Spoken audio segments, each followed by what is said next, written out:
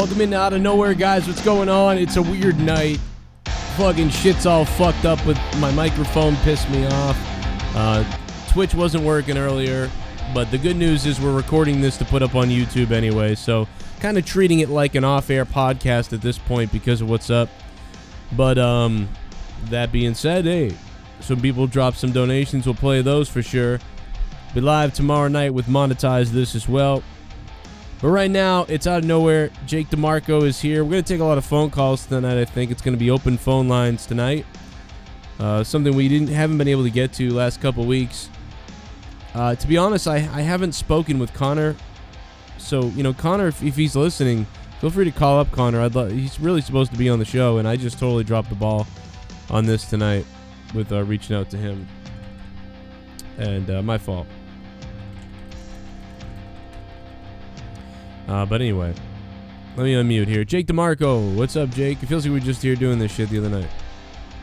What's going on, Joe? A lot of weird shit going on, to be honest. Yeah, I hear that. You know, it's definitely been an odd few days.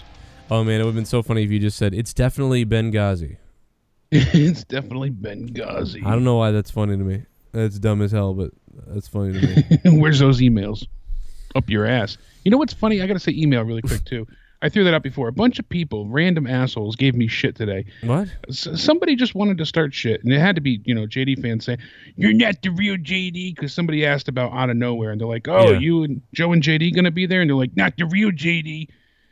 So I had to be a dick really quick, and I found an old email address that is JD with my birth date at the end of it at yahoo.com. And I went ahead and I said, look at this. I've been calling myself JD. This is dated back to 2001, so fuck you. And then they disappeared after that fact. But, you know, people refer to me as JD my whole life. I am JD, motherfuckers. And I don't rape cats, but I love pussy. Oh, I don't rape cats, but I love pussy. That's right. I'm gentle to it. That's like a t-shirt. Oh my God. I don't rape cats, but I do eat pussy. What the fuck? What a great tagline. That's unbelievable. Yeah, so like there's something wrong with everything right now. Like I'm confused. I have a mixer, and if I bring down my Electro Voice or my other microphones, they all have some static noise that doesn't make any sense. And my Shure SM7B or whatever, that's the only mic that doesn't happen to. But now this is like rattling, kind of like if I move my mic around like this, you sort of hear there's just a weird rattle. I'm sure a lot of people don't even notice it, but I notice it, and it's driving me nuts. And but yeah, whatever, it's just driving me crazy. Nobody else probably. And so like I don't know what I'm gonna do. So I think I'm gonna have to get a new mic because something ain't working, and I'm not gonna go into all that stuff and try to fix it.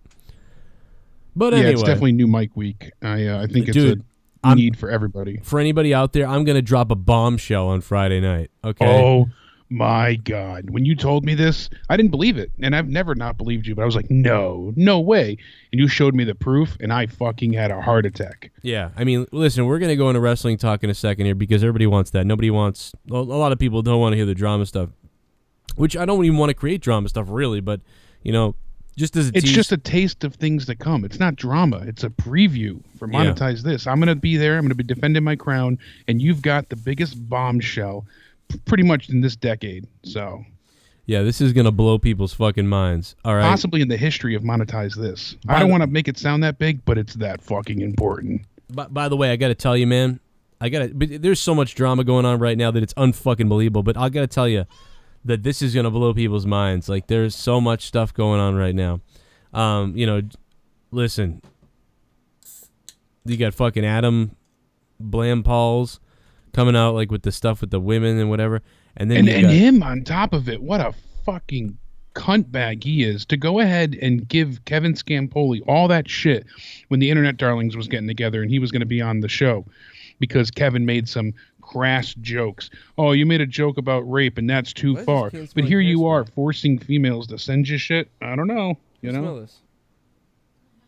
Yeah, even though, regardless, though, I just got this drink and I want to drink this drink, but I just put my mouth on it. It smells like hairspray. Doesn't it smell like hairspray? He's trying to kill you. Top of it smells like hairspray. How fucked would that be? You've been sick all this time. The doctor says, you've been poisoned, Joe. Did you piss off anybody at home? And that sounds like women's perfume.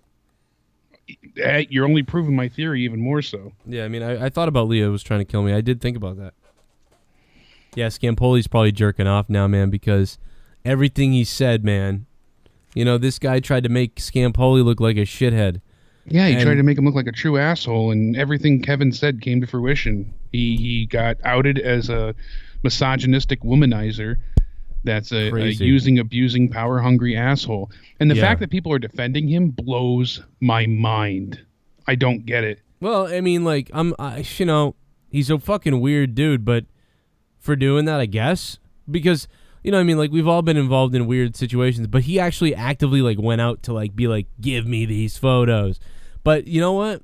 I don't even think it's that bad. I'm not, like, defending him, but I'm just kind of like, oh, whatever. My thing is the hypocrisy of the fact that, oh, you know, I won't come to Internet Darlings because I don't want to come to Internet Darlings because, you know, that Scampoli might be there and he's like a woman. He like does bad things about women or whatever. And then he tried to make him out to be a womanizer. And then you're in the DMs like, show me your tits. And I know people, you know, like Online Persona just said, oh, people have done worse. He just asked. No, he mentally manipulated using the you know, the bit of power that he did have, his status, his clout, him being in, you know, hey, they didn't have to do culture. it. They didn't have to do it, though. No, I know they didn't have to, but he manipulated them to do it. If you read their testimonials, and people were like, oh, he only apologized because he was coming out ahead of this. Yeah. Exactly. He wasn't just admitting it, you know, out of the blue. These girls were going to blow up his spot, so he decided to step in front of the bullet before it struck him. Yeah. That's all. Not a bad idea, though. But, yeah, I mean, but again, it takes two people. I mean, listen, if you don't want to be fucking, you know, whatever, just stop texting somebody, you know, or block them or whatever. But it's hard when you want validation. And then you're a fucking idiot. If you are an idiot, but it's hard. You know, people get attention and they get addicted to it. Especially you have a 19-year-old girl that is speaking with someone that now they want more watches, attention. Adores, and looks up to. And he's, you know, famous in her mind, and she's getting told that she's beautiful. And, you know, he manipulated her into giving her those photos. And that's just the one scenario. Never mind the countless others. Send me your I don't nudes. agree with it. Send me your nudes. Do you have nudes? Send me your nudes, cunt. I have to go to the bathroom. When I get back, I better have nudes. But yeah, that's pretty much it. It's like, but it's my birthday. I'm not surprised. Send me those tits. I'm not surprised JD wouldn't defend that though, because JD will defend anybody who has more subs than him. I'll tell you that much. If fucking Justin LaBar went out and killed somebody tomorrow, JD would be the one to bail him out. Trust me. But does Cultaholic have more subs yet? Cultaholic, Croninaholic. Cult of Cronin. Cult of Cronin, do baby. They have more subs yet? Because then if they do, it's coming. I'm surprised JD They will. Well, that's why. If they don't, that's why. Yeah, they have JD over didn't defend 100K. them. They have like 200K. Because remember they were in my chat the other day. Oh yeah, I thought they were only up to like 80 at that point. But I'm surprised that this happened with Adam, by the way, because he did really seem like this nice guy. But yeah, that's what happens. But then Kevin Scampoli, whatever. It's just the hypocrisy of the whole thing that makes me laugh. You know, the fact that, you know, this guy was so hardcore on Kevin Scampoli, and we won't come to Internet Darlings if he's there. Meanwhile, you know, they're doing this. It's just so funny. But I like all these people. I mean, like, I've enjoyed Adam. I like Kevin. You know, it just kind of a little creepy, I guess. But, you know, again, he didn't fucking go out and with this, you know, he didn't Brock Turner somebody. What's up? OK Fabe is here, too. What's up, Connor? What is going on, guys? What's up? I didn't expect to be talking about this, but we are, because it's funny. Joe, show me your cock.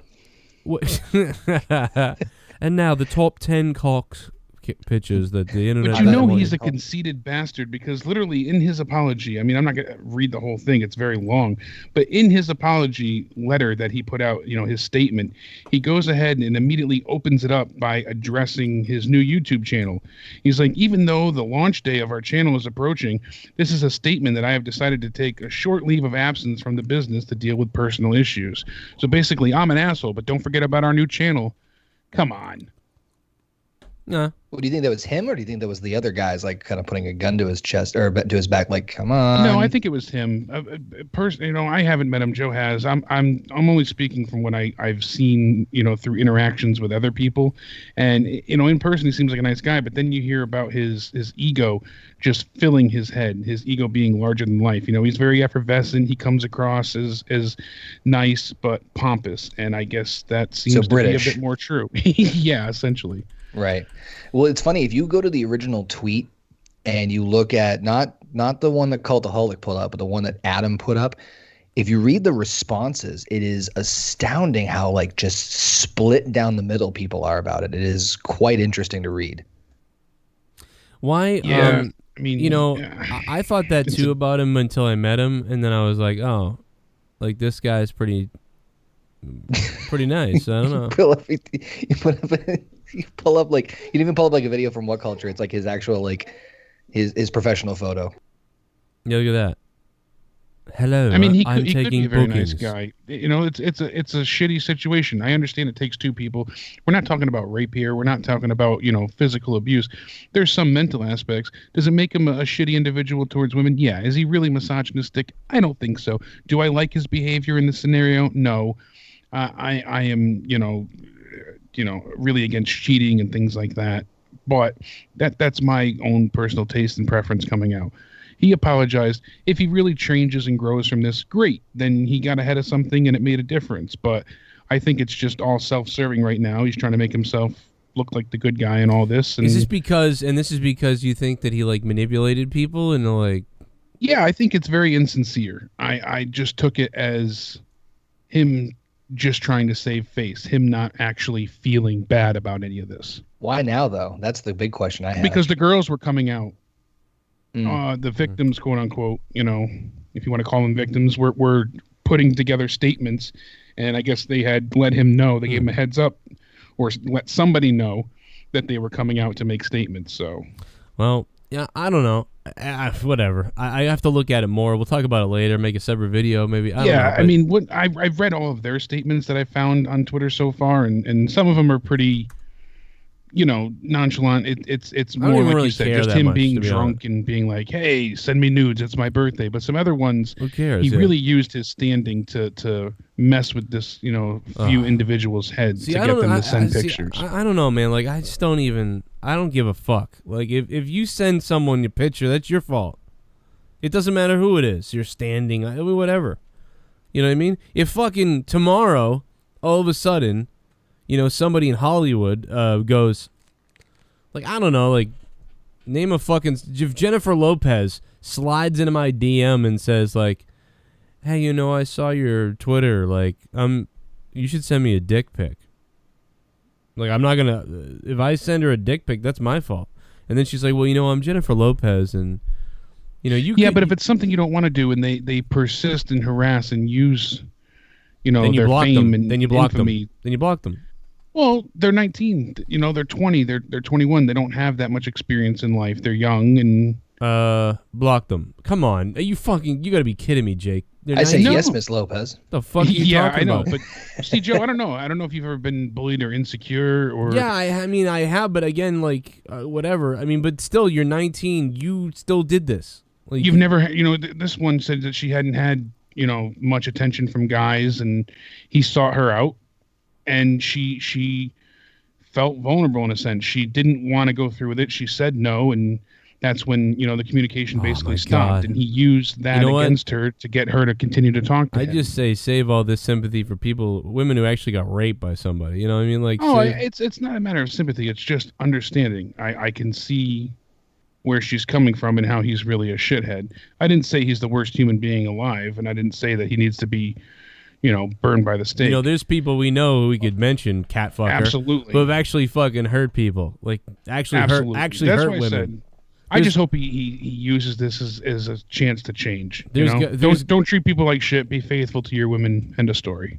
Yeah, I mean, I know that they're not smart enough yet, but I get it. I get what he did. I get that it's like a little bit fucked up, but it's like at the same time, it's like I better see pictures of your dick. Damn it. Yeah, I mean, I get both of your points though. Like on Joe's hand, it's like, well, you're gonna send them like that. That in some ways I do get that, but I also get Jake's in the sense of it's more than just like a simple request. It's like, I'm Adam from What Culture. I'm British. You should know better. Send me your tits. Send me your tits now. Yeah, I thought you said you were a fan. I thought you were dedicated. I thought you said you liked me. I thought you said, don't you want to meet me when I come out for a signing? You know, I only meet the real fans. If you're a real fan, then you'll prove it. And I don't know. This is all making me horny, though. I know that. Well, this is what you did to get me to blow you. So, I mean, it worked, as you know. It just... Joe, I'm only half hour away. Yeah, you just whittle me down, Joe. It's only happened a couple times to me. I mean, I've gotten so many titty pics, I can't even tell you. But yeah, especially the hairy chest. Only one night. Yeah, I mean, one night I sent my tits back to someone. And Leo was laughing at me for it, too. Best 20 seconds of my life. She was like, right. There it is. I mean, you know, it's whatever. Anyway. Joe gave me shit before because I'm down to a B cup. I'm like, hey, I lost a few pounds. It's not my fault. It's not the B cup you fell in love with, though. It is not. Can't believe he's, I don't know. Fucking pussies. This whole world's pussy now. Hey, I love pussy. No problem with that. What do you think about Nia Jax in WWE? Because what's this stuff about The Rock told her to leave now? Everybody's making a video about that. Yeah, I have this here in one of my many mini stories. You know, a lot of details on Nia Jax walking away. She went ahead and she consulted her cousin Dwayne for advice, and it was indeed the Brahma Bull who encouraged Nia to walk away. The quote we're given is he said that if she's unhappy with her situation, then she should walk away and get time to rethink and reevaluate and see if this is something she wants to continue. You know, unless you have a lot of stature in the business, you don't really have a chance to change your situation, to change your outcome. Somebody said this about Finn the other day online. They're like, oh, if Finn didn't want to be pinned by Kane, then he wouldn't have went along with it. You think Finn had a fucking choice? Yeah, he's going to have to do everything they say. Exactly. You think most of them have a choice? There's very few right now that have a choice in how the outcome of their matches go. Undertaker would be one. Cena would be another. You know, possibly Randy Orton. Dude, that's why there's so much 50-50 booking, because they're 50-50 booking anyway. But also, nobody is at the star power of like a Rock or Stone Cold. So nobody has that anger or pull. Shawn Michaels pull even from like the 98, 97 time. Exactly, and they're trying to keep their stars happy. You get a win tonight, he'll beat you next week, and now everybody's even.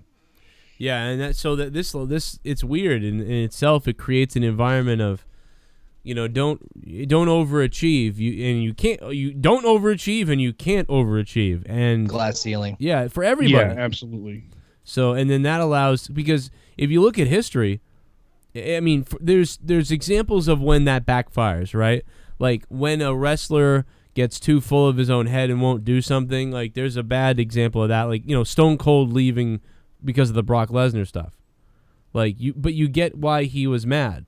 Like, this doesn't make sense, but sometimes they want you to do something that won't make sense, but it does. That was one of those times when Stone Cold probably should have just said, all right. How many? Yeah, he should have. He should have went along with it, but in his mind, he was too big of a star. And even if he was or wasn't, it still was, you know, best for business.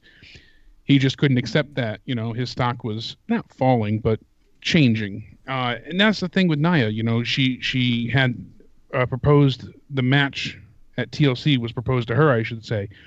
And, you know, she wanted to go ahead and face Asuka. That was originally offered to her. Then things changed. And, you know, she also got upset with the angle of her character being changed and misconstrued constantly. One week she's best friends with Alexa Bliss. Then she comes out and trashes her off her shoulders. Then the next week she's back to defending her. Yeah, that was dumb. Apparently these are some things she's really frustrated about. The fact that she's not being utilized properly and she's not having a chance to have her voice be heard. I've been bitching about Nia's role for weeks on my Raw reviews. Every single week is like, what are they doing with her? She's a monster. She hates Alexa. She loves Alexa. They're besties now. Fucking confusing and aggravating. So I don't blame her. But on the other side of that too, like, you know, I remember Sasha did an interview a while back and she's like, Yeah, I do miss NXT because one of the things I don't know what the hell's going on. Like I don't know, like week to week. Like at least with NXT, they tell you, okay, we're going to this direction. This is where we're heading to. This is where we're leading to. That was Sasha with Sam Roberts. I heard that same thing. That was eye opening. Right. Yeah, like, absolutely. And that's always something that's always been in the back of my mind when it comes to these shows. Like, you know, you hear reports and hear like rumors, like you know, scripts get rewritten, and like how much really does, like how often or how soon into the show, like is it like during the show they make changes? Like I legitimately want to know, especially after hearing that. And combine that with like the back and forth and promising this and that. I don't blame Nia for being frustrated whatsoever. So my thought process is, what else could she do? She has the power of The Rock as like leverage. You could say it's like, oh, it's The Rock's cousin. So like I could see them seeing it as like some sort of special treatment. But realistically, what else could she do at that point in terms of other than walk out? What other person could do this? Like, could we just be like, oh, I don't like what I'm giving. Neville. I mean, yeah, I guess you're right, but you know, I'm not saying they could, like they'll get out scot-free and get everything they want, but like at the end of the day, they are independent contractors, even though they're but really Neville not, is like, which is really weird. Neville's gone now, and that's it. But Right. Nia gets to kind of do the same thing that Neville did, Right. but not really. You know, Right. That's what I mean. Like, you know, what else can you really do? You just eat shit and just keep rolling on with the punches, or like it's the same reason Jack Swagger left, same reason Cody Rhodes more or less left. Like there were so many, like it's a fucking pattern of like these people who are just out and going, and like maybe some of them should have handled them better than others. But like realistically, at the end of the day, what do you do?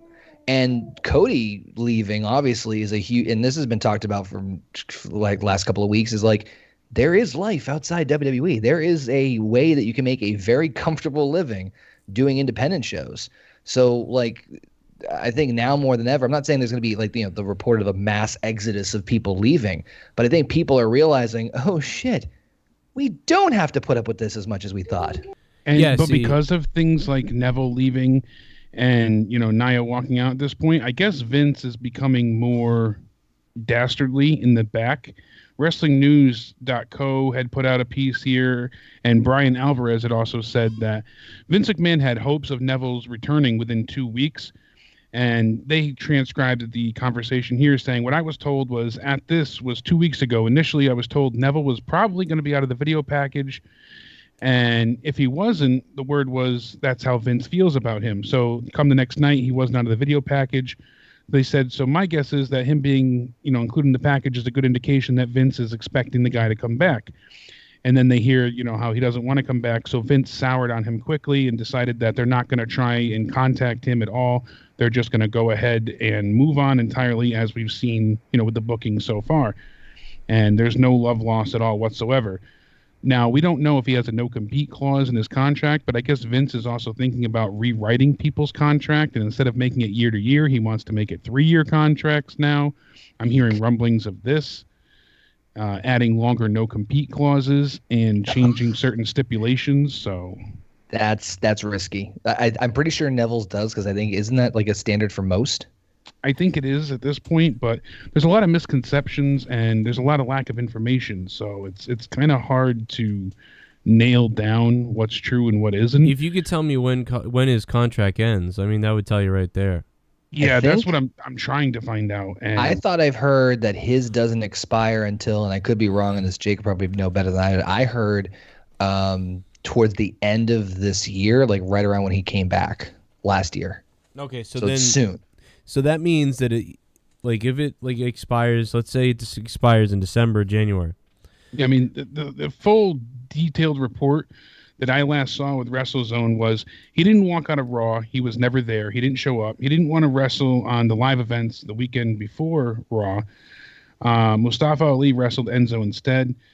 And, you know, Neville said he was unhappy, like we discussed before, the WWE's WrestleMania 33 DVD, receiving a flat fee. And at this time, Neville's not factored into anything in the future. So all stuff we know, but it says the contract here is TBD. That's everything I've seen is not reported. It's either a 90-day no-compete clause or there is none. It's probably one or the other. It's probably 90 days or he doesn't have one. I doubt he doesn't have one. He's gonna. I would have just think one. that's a universal standard, especially after all the, you know, with Punk and everything. Like I would just think that's a standard. I would think it's 90 days.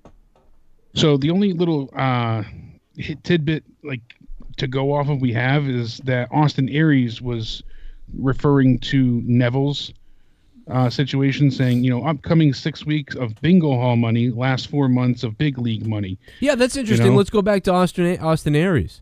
Yeah. When did he start wrestling? I guess he said awesome to see the pro wrestling scene thriving around the world. This was as of October 14th that he tweeted this out. When did he leave, though? Didn't he leave in He left July? right after WrestleMania, didn't he? No, he left a couple of months after. They did Was it that? That was July. I really think it was July. It wasn't. I'm trying to remember the order of the pay-per-views now. There's so many of them. It wasn't it wasn't the Raw pay-per-view after Mania. It was the one after that, because they did 3 matches with Neville. You're right, because they had the rematch, the one after. Yeah, and I can't remember that. It was almost a week or two after that. It was out of effing nowhere. But yeah, I mean, to Joe's point, Aries, and you, Jake, when tweeting out about Aries, he was mentioning he was making more money in the last 6 weeks in these bingo hall locations. And that's my point, is this is an eye-opening and very different time for wrestling, because it was July. Even though we talk about fans talk about the territory systems never coming back, the Monday Night Wars never coming back. Very true, and you're never going to see that no matter what happens.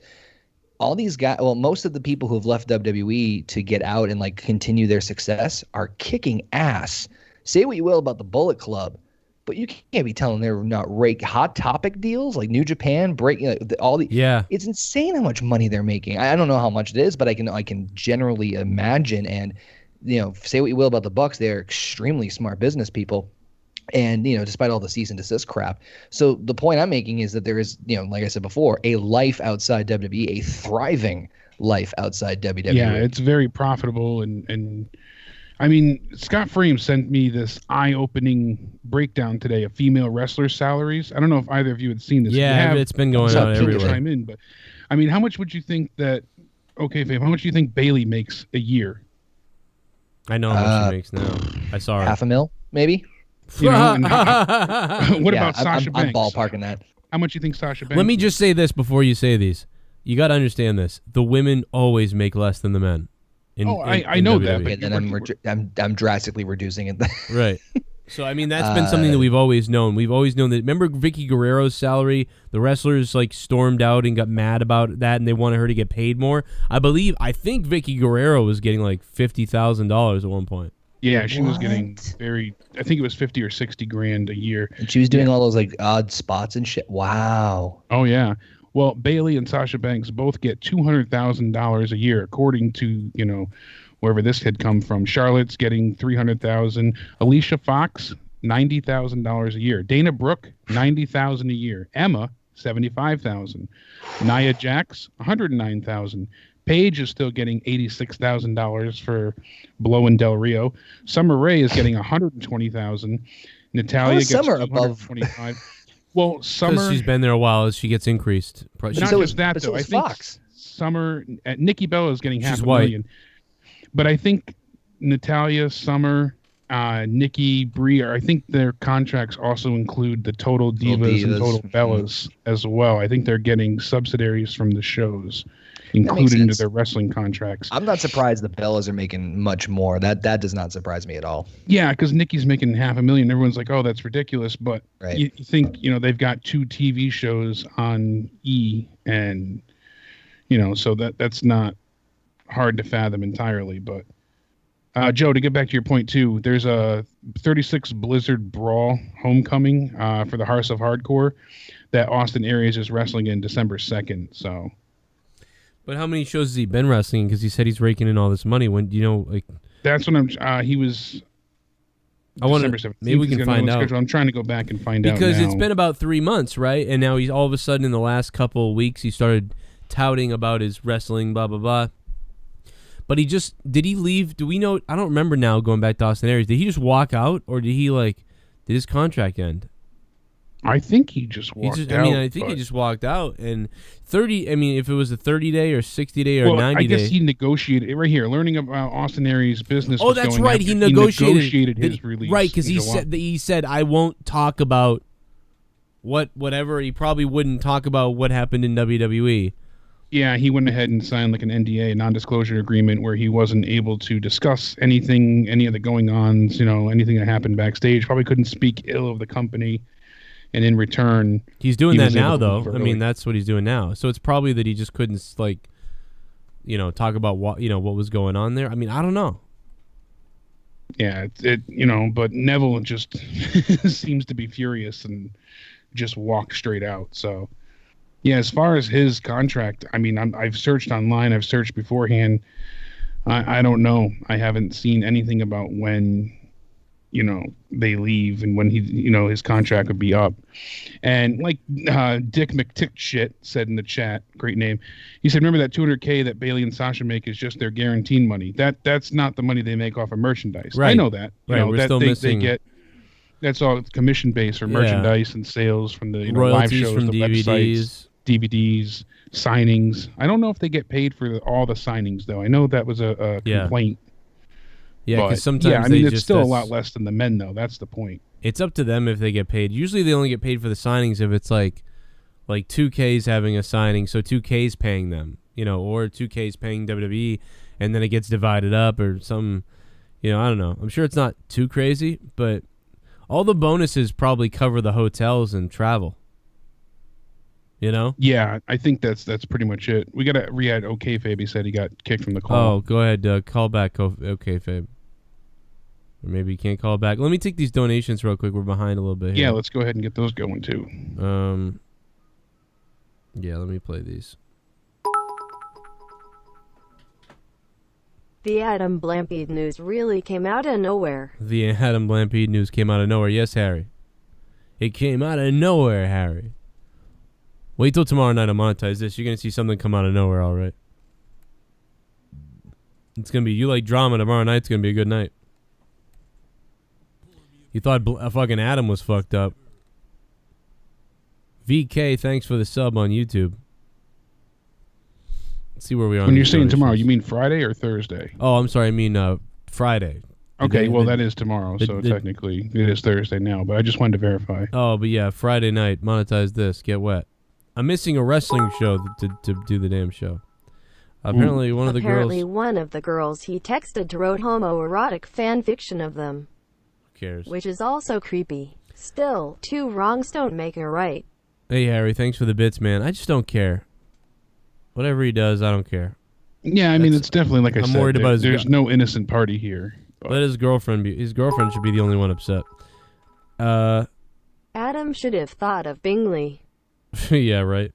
These donations are from earlier when we were talking about that, obviously. What's up, Harry? How you doing, Harry K?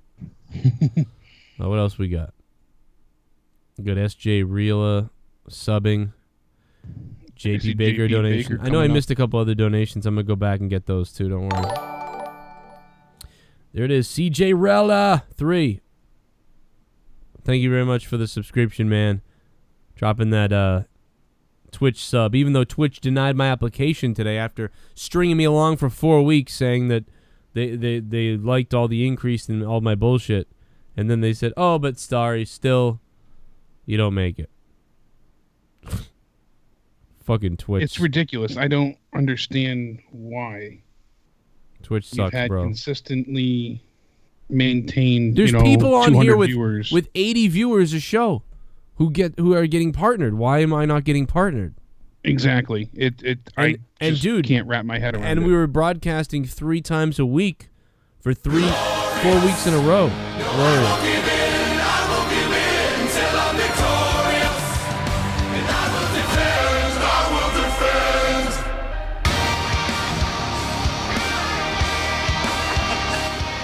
I'm fucking Bobby Roode! Triple H wants to fuck me! Glorious! Emma is making less than Dana Brooke. WTF. Who is Dana Brooke blowing? I do have tits, guys. What are you talking about? If you see me, I'm out of shape. JP Baker 91, thanks for the $24. Emma making less than Dana Brooke. What the fuck? Yeah, I mean, Dana Brooke, we all knew this. Dana Brooke is like blowing McMahon or something. Like McMahon liked her. Yeah, Million said, I swear one night you had 600 plus in here. You did for the pay-per-view. You had like 700 something. So yeah, there's been nights with 300, 500, 600, 200, 100, whatever. And it was almost 1,000 at one point, and it stayed consistent, like around 700 people. So dude, then they sent me a message that was like, hey, you're doing great. We love you. Well, for months they were like, nope, right away, nope, keep it up. You know, you're doing blah blah blah. But then they sent me an email that was like, oh god.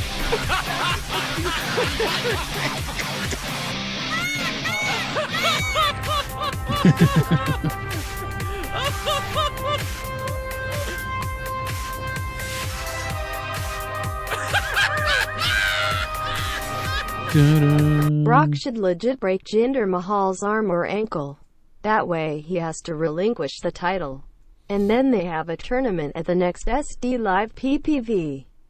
Either that or let him hang out with Bray so he can get the mumps too.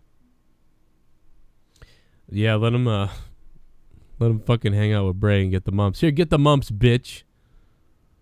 Yo, JP Baker 91. JP Baker. You the man tonight, man. You the man.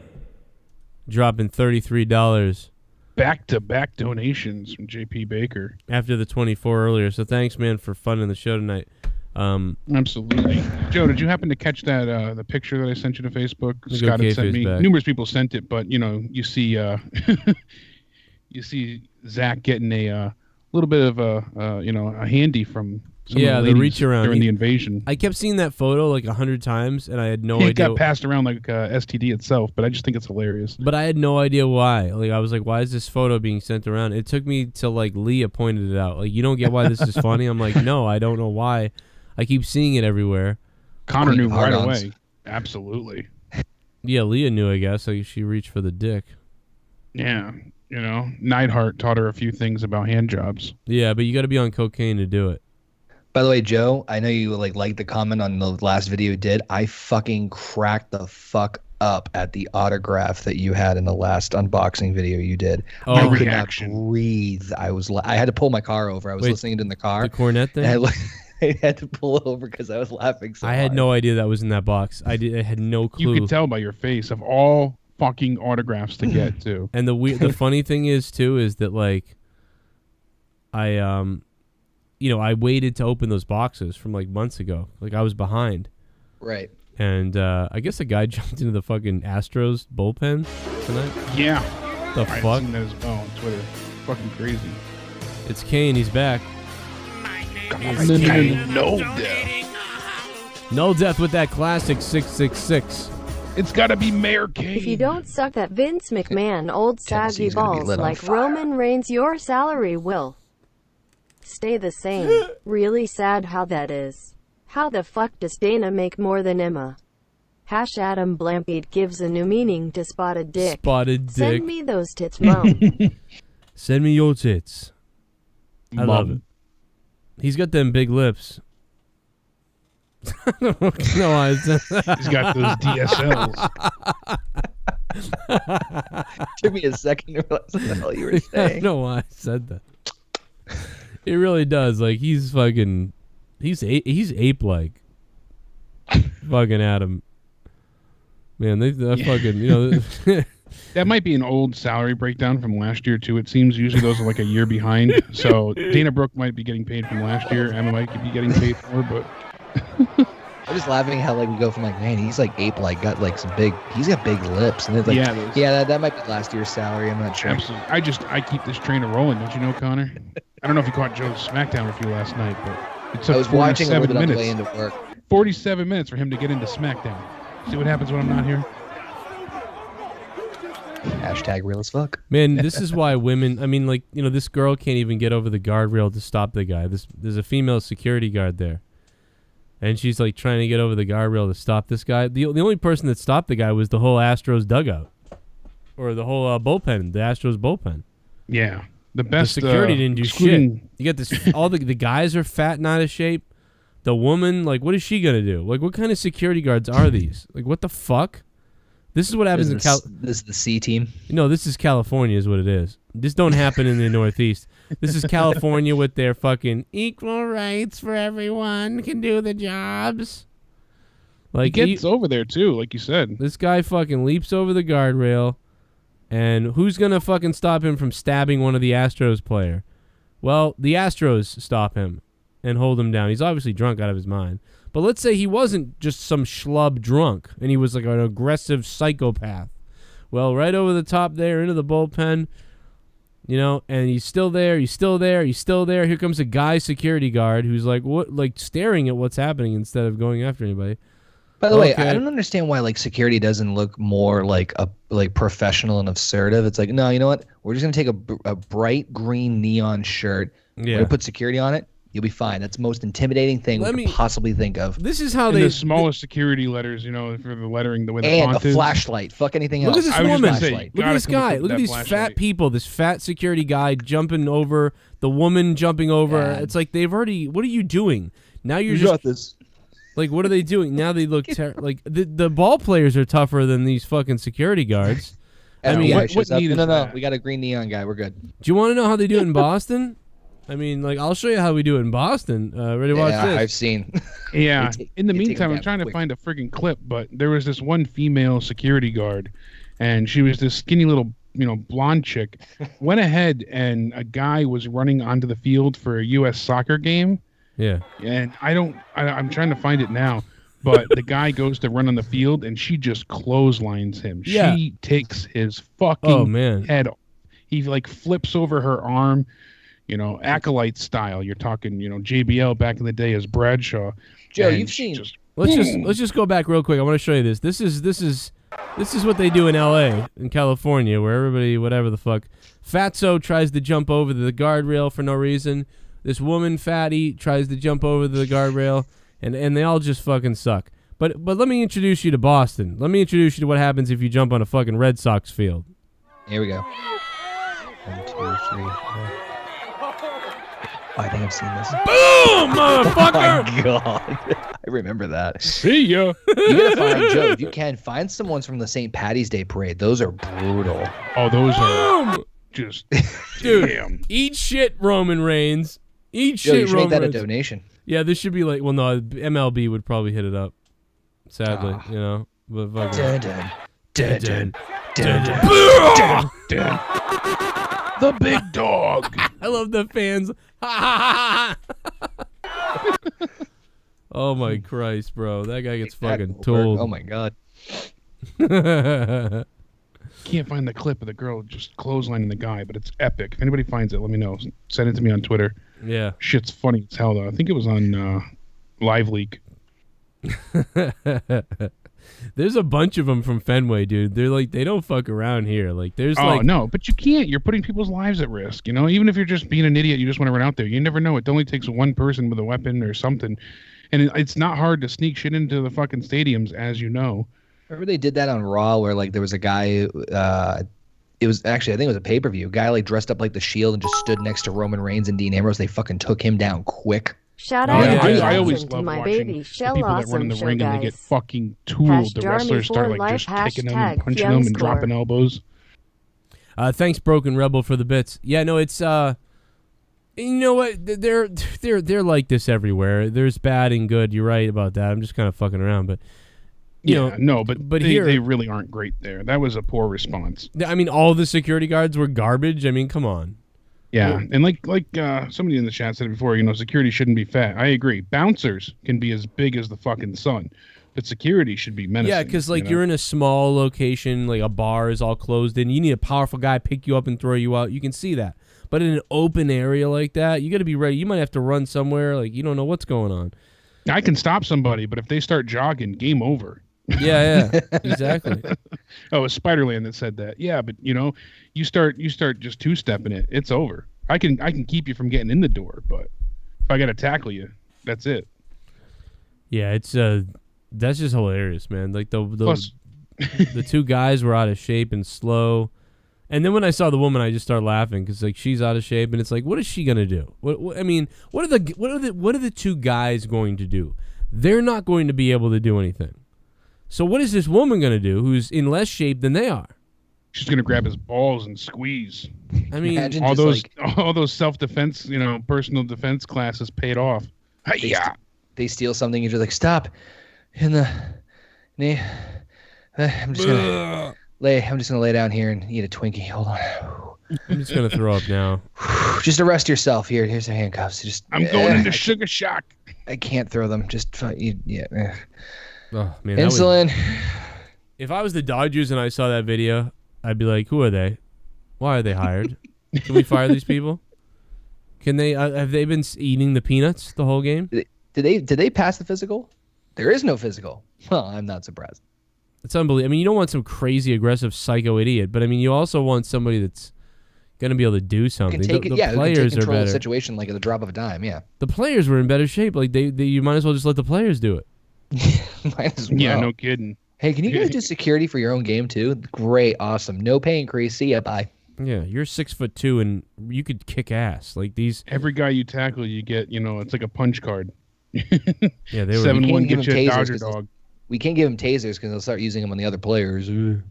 Yeah, the balls are weapons. Yeah, and they're in the bullpen too. You just throw the ball at the guy's head. And just start beaning people. Can you imagine that? Like a guy just runs in. Yeah, hey, you want the foul? You gotta love how the Adam thing made Wrestling Inc. news. Yeah, of all the news, it's the most made everywhere. It's like the Sheet even reported it. Really?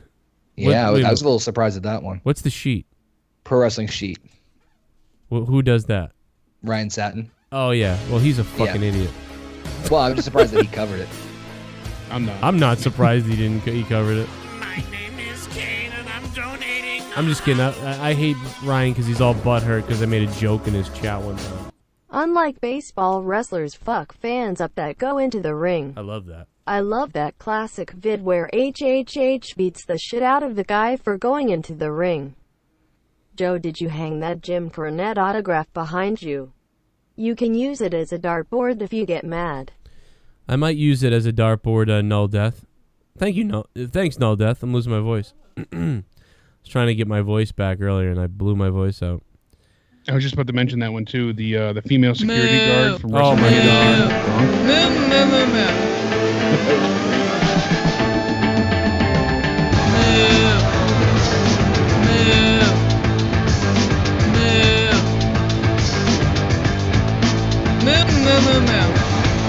You guys talking about tits got me thinking about this donation. Talking about tits made you think about this shit? JP Baker 91 is tonight becoming the MVP. Thanks, JP Baker, for the $35 Leah moves like a cow donation. I'll tell you what, I'll milk Leah right now. What were you gonna say, Jake? Adam just brought it up in the chat, so shout out to Adam. But I've got a few different small news stories here. But the one I was going to bring up mainly tonight was that Jeff Jarrett reportedly enters WWE-sponsored rehab. I mean, it's really? Not surprising given Did you see the several video? recent reports. But do you see the what video a week for him? He was drunk or something at a show. The person said he passed out. Then he was like, "Fuck you," but I guess he did. Yeah, he missed the second night of an independent booking in Canada. And wait, then the he had an WWE actually is helping fans. Jeff Jarrett because he is like, they hate Jeff Jarrett. Yeah, I know, but Ryan Satin and a few others, go figure, reported that it's a WWE-sponsored program. Vince McMahon's company has a standing offer to any talent who worked for them in the past to get help on the company's dime. So apparently he's taking them up on the offer because, Jeff Jarrett was also in the news today saying that Impact Wrestling is out of money. He didn't say much, but it was certainly enough. A few people reported this one. And a lot of people are really wondering what's going on in the situation. WrestleZone's Nick Hossman reached out to Jarrett after he bluntly told him Impact Wrestling is simply out of money. What is wrong with Jeff Jarrett? He's the weirdest guy. I feel like he's good at like manipulating people into like he's a great salesman, but like a promoter. Yeah, he's just a great salesman when it comes to stuff. But but then you don't know if it's going to be hit or miss. I mean, that's how I bought all those gold bars. All right. Well, listen to this, everybody. Here's Jeff Jarrett. Jeff Jarrett wants to tell you guys something. Listen up, slapnuts. This is the king of the mountain, Jeff Jarrett, the founder and CEO of Global Force Wrestling. And you're listening to The Joe Cronin Show. I played the clip of Jeff Jarrett saying you're listening to The Joe Cronin Show from a while ago. Listen up, slapnuts. That one? Yeah. Listen up, slapnuts. Listen up, slap nuts. He was great. I had a lot of fun with Jeff. He was very nice. It was a good interview. A nice guy. Oh, shit. 2, 1, 2.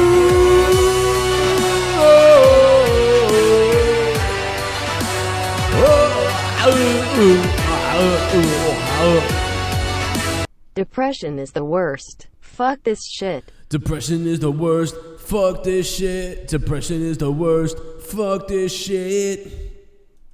Yeah, sorry, V2 of Doom. Vito, what's up, man? I was depressed the other day twice. 2 different times in the day I felt hopeless about my life.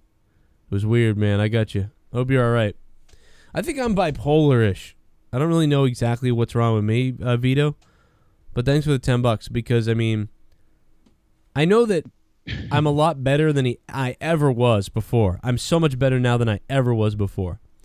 But I think stressing out over wanting to get out of this place that we're in and getting a home or whatever, even an apartment, whatever, just getting a different place and getting out of here, I think that will alleviate a lot of that. But it's always there, man. It doesn't matter what happens. That's why Robin Williams and shit killed himself. And that's why all these people kill themselves. And you go, why did they kill? I'm not saying I'm going to kill myself. I'm not, because I'm just not going to. I've got 3 kids. But I mean, you know, I can see how a lot of people do that shit because you just fucking, it doesn't matter what's going on. You still freak out. Like, there's times, dude, where I just look at the floor and I just want to fucking start cutting myself or something. So I totally get you, Vito. I hope you're better, man. Yeah, depression is inescapable at times, and you have to open up. You have to talk to Connor people. cut his dick off. Yeah, Connor just... You know how long it takes with a butter knife? It is insane. The patience you have to have. You took your balls off with a KFC spork, and I thought that was dedication. I mean, it came with the mashed potatoes, so I had to use it. Yeah, it was weird. We were like having a great conversation. Then Connor was like, you know, I'm not really feeling good tonight. And I was like, what? Well, what's going on? And then he was like, oh, I'm just going to cut my dick off. And then he cut his dick off, and he felt better. Well, I mean, I could certainly run faster, less wind resistance. Yeah. I know I've got wear shorts again. All the ladies stop bothering you. Your ankle's no longer itched either. Your ankle's no longer itched. Yeah, the crabs, they follow you down low. I know I've got ADD. I've got ADHD, ADD, and I don't fucking know. We'll talk about this on another show we'll call Living Life. Yeah, I mean, you summed it up nicely, though, Joe. Right there, you know. Look at Chester Bennington. He was a millionaire, had a huge family, tons of kids, beautiful wife.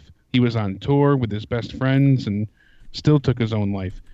You know, here I am. I'm miserable. I'm disabled, so I'm always worried about money and depressed and stressed. And I think, oh, it'd be so good to have more income and be stable and not have to worry about, you know, finances every waking second and health all the time.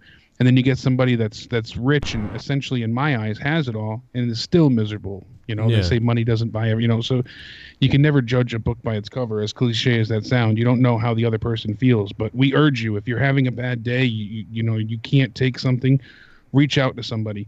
That's one thing I will say about Joe's true fans. Everybody that, you know, is in the Cronin Club, the JCS Army, if you're in a point where you feel like you need to hurt yourself or you can't take the pain, you know, you don't feel like you can continue on, please promise us, not just you, Voodoo, but anybody, reach out to somebody, put out a tweet, use the hashtag JCS Army, and there's a bunch of great people that will respond. You know, everybody's always willing to strike up a conversation because more people, you know, that are involved in this community either are dealing or have dealt with depression. Maybe they know somebody, maybe it's a relative, a friend, you know, but it's a severe issue that not a lot of people talk about. So please, you know, I've seen, like I've said it before, my cousin killed himself on Christmas. He didn't reach out to anyone, and his daughter, you know, no longer has her father. It's not an easy scenario, but you're not alone. Anybody will talk to you. Skype, Twitter, Facebook. Yeah, we'd rather definitely have you do that. You got to reach out to somebody. You have to let us know that you're hurting. And and send your pictures, your naked photos. Absolutely, we'll coerce you into sending nude photos too. Yeah, so you should definitely probably. Then maybe you have to do it in a British accent though. That's the only faux pas. I think probably you really need to take me now, Jake. Send me the nudes. I want the nudes now. Oi, let me see that dick. My microphone is so fucked up. For some reason, I was thinking of the TNT song. Let me see your nudes. Oi, oi, oi, oi.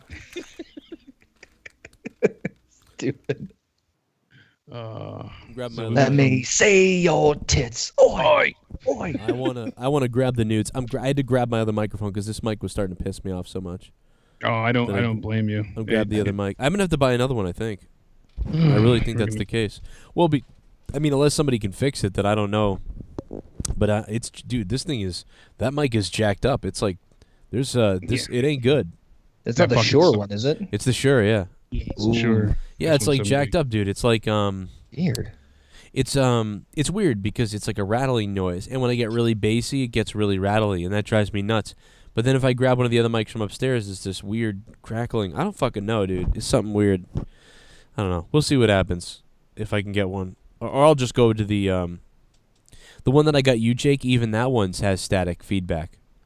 And it's really? Like, it's That's like so odd. I wonder. It's like if this. you it's secretly have like some type of superpower. You're like static electricity man, or but are you wearing wool socks? It's all gone away before too, and then when I plug it in, it's like, and it's like, what the fuck is that? And why is it doing? You need to buy just Joe a new studio, like a whole studio, just just eliminate everything all at once. Well, I think if we got to a different place, maybe. But the thing is, this mixer's new too. Like this happened with an old mixer before. This is a new mixer. So that makes no goddamn sense. I was going to say, didn't you just get a new computer too? Yeah, everything's new. And I mean, well, not really now. Now it's about a year old, but it still makes no sense. I've plugged it into other mixers in other areas, and it still does it. But then I've brought it upstairs, and it doesn't do it. Like, what the fuck is going on? You know, like I have no idea.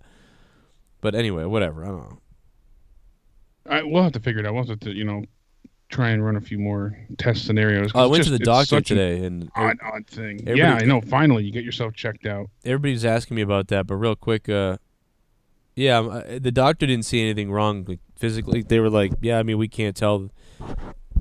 You look fine to us, but the only way to do it is to get tests and stuff." So, they said you were gay. Tests. We know there's no cure for that. Yeah, they were like, "Oh, you might be gay." But not in the sense of homosexual. You're just. You're not. I deal with thoughts of suicide always going through my head and always thinking that people and world would be better off without me. I know how you guys feel. #F depression. Yeah, man. Mr. Broken Rebel, we love you, dude. Don't do that. Absolutely. You're turning the show into a fucking... tricks you into thinking that you would be, you're a burden to everybody else, and you think you would be, making everybody else's life easier, but you wouldn't be. It's actually the exact opposite. Absolutely, Kate. Okay, Fabe's got it right. It is a big fat lie to feel that way. So that's why it's always good to reach out. I didn't mean to hijack the show before, but it's an important issue. We make jokes on here, we say stupid shit, but you actually feel like you're in a dark place. Everybody here is always there for you. Yeah, we used to do a show where like when we would talk about some of that stuff. We'll probably do another one at some point soon where we'll have a time for this, or we'll have people call or whatever you're going. That originally was my idea for a show. I even have the Twitter handle, sitting there. And I was going to do like, not a love line type show, but remember I said this like a year or so ago. Oh, yeah. You're going to cut yourself. Courtney. Yeah. I just was going to take a big butcher knife, and every time somebody called in, I would just... Yeah, every time someone called with a problem, you were going to cut yourself. But you should do it with a cornet pitcher instead now. Ooh, razor cuts. I got a cornet for you. What a weirdo, huh? What do you think about... Here's him laughing, or here's him coughing. I lost the fucking... I was cracking up at that, too. What did you think about that? Did you hear about all that, Connor? Like, what he said? What a fucking weirdo. Well, I try to watch as much of your stuff as I can. I try to watch as much as everybody's stuff as I can. But, like, the thing is, like, and this is no disrespect to you or anybody involved in this whole thing, but, like, why does he keep bringing it up? That's my big thing. I don't know. You know what I mean? Like, I would think like with someone of his position and his like what's the word I'm looking for, like the role in wrestling history, that he would have better things to do with than have an online beef with you. Like, and I'm not trying to... He doesn't. He's grasping at straws to remain relevant, it feels like. That's exactly what I think is exactly going on. Like, it's one thing to mention it if somebody brings it up on his show, fine, but like it's like 2 or 3 times now, right? Yeah. And more than that, actually. I took myself out of the scenario. I know it's hard to sound, and like I'm anything but biased, but I even said to Joe initially, and I talked to a few other people without Joe, being around, and I said, I can't fathom why he would even bring it up in the first place. What about Joe even sending that tweet triggered him? Was it because he included Santino? Was it because he reported the story? Was it? I mean, how could he have not have known that was a joke? Because I asked for dollar signs. Was it because Kenny Bolin bitched about you before, to Cornette? And then Cornette just saw that as a jumping off opportunity to start bitching about you more publicly. Yeah, I guess he probably didn't like me from before. I was thinking about that with your whole Taylor Hendricks thing too. Is that I think that a lot of the bigger personalities out there, I'm sure they get bombarded with so many people and so many tweets and so many things. They're just like, fuck it, I don't want to deal with any of it, and just like a mass, block. So right or wrong, she blocked you because like just out of okay, this whole thing, I just don't want anything to do with it. And even if you were tagged in there, and right or wrong, you're off the table. Yeah, maybe but that's what's weird, what started this whole thing of this guy's poking fun at this shit. But you did make a very good point in one of your things that I was like, well, yeah, that's actually a very. But I reached out to her point. too. I reached out to her in a third Twitter account and said, like, hey, what happened? I don't really have anything to do with this. Like, and no response. No, then that got blocked too. Yeah, she blocked him right away. And the sad part is, like, we even said before, Joe, that Taylor is one of, in my eyes anyways, one of the best female heels on the indie circuit at this point. I watched her with her match the night the Hardys were there in person. I've also followed her online beforehand. She's a great in-ring presence. She's a fantastic wrestler. You've called a numerous amount of her matches at Top Rope, and there's never been a bad altercation or any indication that she didn't care for you. To have some shithead on Twitter say something ridiculous to her, like, oh, take your clothes off, and then for her to get triggered over that and turn it around and block you is fucking bullshit. So much bullshit. I'm just as irate as you were, Yeah, I mean, whatever, though. It's so dumb that it's like, who cares, kind of. It's just one of those things that's, like, weird. Like, what the hell? Yeah, but, I tend to harbor bad feelings a little bit longer than you. You're able to move on a little bit quicker, but I'm pissed.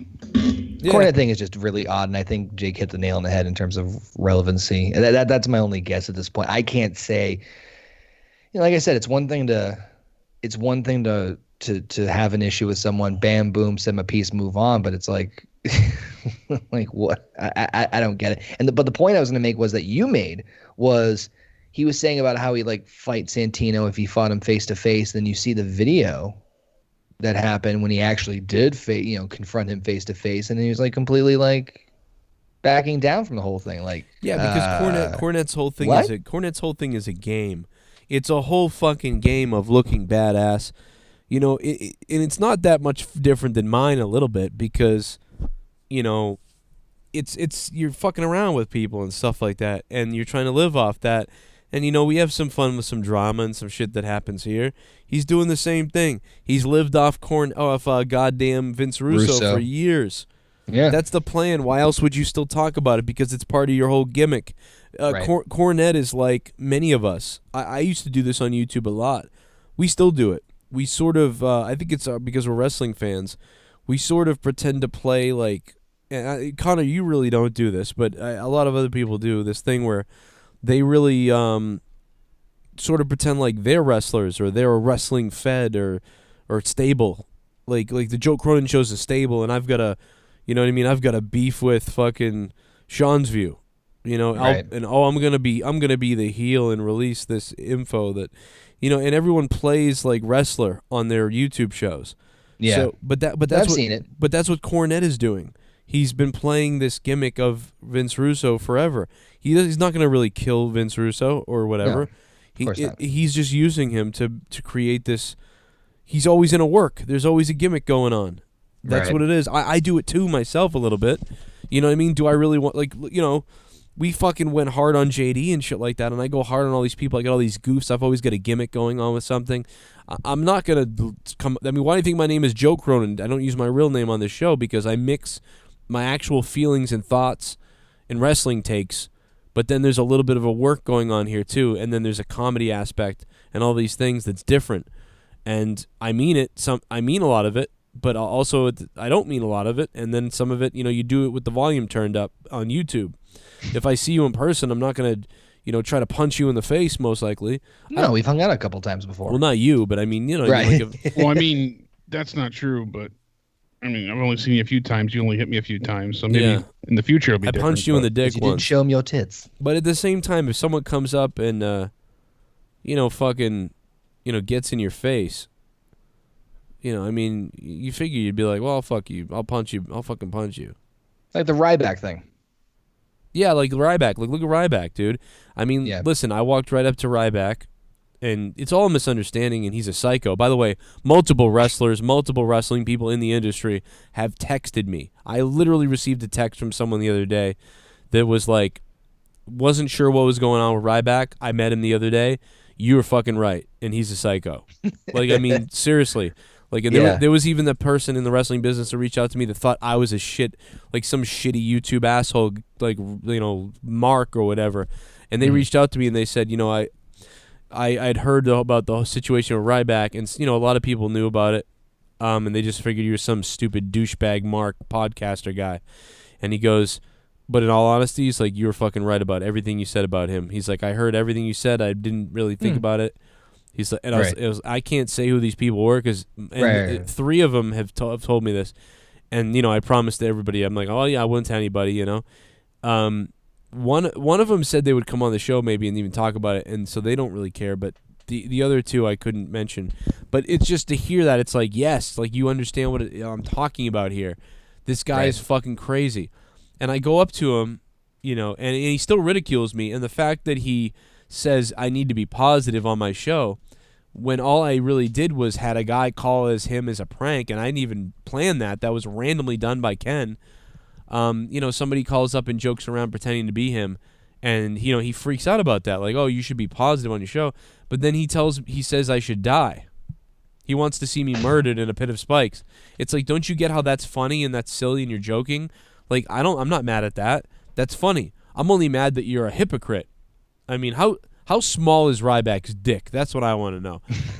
But so I go up to him in person after saying that he was a fucking loser and all these things, and I was joking, obviously. Right. And to say to him in his face, hey, listen, I'm sorry. He turned it around into the whole producer argument, which was a whole nother argument. And I tried to spin it away from that. I even said, like, fuck my producer, this and that. And he goes, yeah, fuck your producer. All right, well, fuck my producer. It's my fault. Fuck producers. Fuck miscommunication with other people. Fuck what you heard. Fuck the guy who called as you that I didn't call as you. I'll just take all responsibility. I'll even take all responsibility. I fucking made jokes, allowed jokes, made whatever the fuck. I'm trying to say I'm sorry for it because I'm not. It's a joke. It's a comedy show, and I personally I respect you. You went through a lot of injuries. You came up doing all this shit. You worked hard. You eat right. You look at the shape you're in right now. You know what I mean? You built a character that was fairly impactful for a while in the biggest wrestling company in the world. What do you want me to do? Like, I'm trying to say sorry to you. I mean, who else would come up and stand up in front of you and say, and try to shake your hand and say, I'm Joe Cronin. I'm the guy who called you a pussy on my show a couple weeks ago. Right. That's my point, is that you're not going to these people like, F you and this and that. And that was like a clear example of when you were just talking about. That's why I brought it up. It was like, yeah, I saw the video. You went right up to him and just very civil. Hey, man, listen, this is what it is. I'll take all this on the chin. Just, yeah, no want nothing to do with it. Just, it is mind-blowing sometimes. Joe, I swear to God, when I'm done gobbling Pat Buck's cock, I'm gonna fucking punch you in the face. Like, really, Joe, you really piss me off. Like, really. It escapes. Like, I'm 3 minutes away from fucking Stu Bennett because I'm so mad. You see Stu's face right now? He's licking his lips. He knows what's coming. I'm coming. Right back. Finish it. And, that fucking interview we did is probably one of my favorite skits of all time. Oh, that was good. That was gold. It was so good, and it was all on the fly too. You want to go down I'll go to Connecticut with you, and you can sop up my cum. But no, and we've ribbed other wrestlers, and they've had fun with it. They've laughed, and they've come back and said, "Oh, this was great." You know what though? These wrestlers, I got to tell you, lots of these wrestlers. And, Ryback went off on me. I didn't even interrupt him. I didn't correct him. He said I never knew what it was like in the business. I wrestled for, I did stuff for 2 years. I trained for 8 months. I wrestled. I have a hint of what's up here, and I failed. And that's what I wanted to tell him was like, hey, listen, man, I failed. I wasn't even mentally strong enough to get through, 2 years of wrestling. I was busy drinking, trying to kill myself because my girlfriend left me. I didn't say, fuck this, I'm going to become a wrestler in spite of my girlfriend. I said fuck this and got drunk, and quit being a wrestler. So like, and really like there was no reason, because all I wanted to do was wrestle, be a wrestler, entertain people, and I spent months working on it, and a year getting matches, NECW, like a couple other places, wrestling Kofi Kingston and stuff like that. Of course, at the time he was nobody, so it wasn't even a big deal that I wrestled him. But and then all of a sudden to have a girlfriend leave you and then be like, oh, I'm just gonna get drunk, and then spend 2 years getting drunk and fucked up, and then when I met Leah, I snapped out of it, but I never got to go back to wrestling because I had a kid, and then I just didn't want to I needed to get a job. So like I ruined my own wrestling career that could have been maybe. I'm as old as these guys. I'm Kevin Owens' age. I started seriously wrestling in 2004, 5, and then 6. And then it's like, dude, I fucking get it, dude. You went through all this shit and you made it here. I couldn't even keep up the beginning. So I get that from Ryback, and I've been a referee, I've been a commentator. I know way more about the business than he realizes. I mean, I don't even say I know that much, but I've had a lot of experience that he doesn't even realize. And you couldn't even get that through to him because he just was like, I'm a fucking, swear to God, I will eat Stu Bennett's cock. I want to fucking swallow his dick. But no, these wrestlers are so serious about everything. It's so crazy. And they're like, the guy, what was the guy that slapped that reporter years ago? Remember that guy? What the fuck was his name? I don't know his name either. Back in the He 80s. looked like Terry Funk, right? No, he looked like Sid. He looked like fucking Psycho Sid. No, you're right. He did look more like Psycho Sid.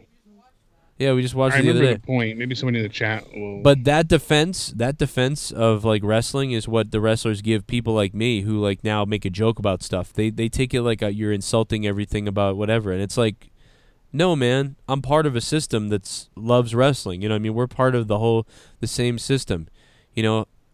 I have definitely turned like this type of stuff. My show has definitely turned into a like sort of scumbag show of the wrestlers. They don't want to, they think that this is all like insulting or something. It's hard to get a wrestler on my show. You got to be like, this is what we're doing.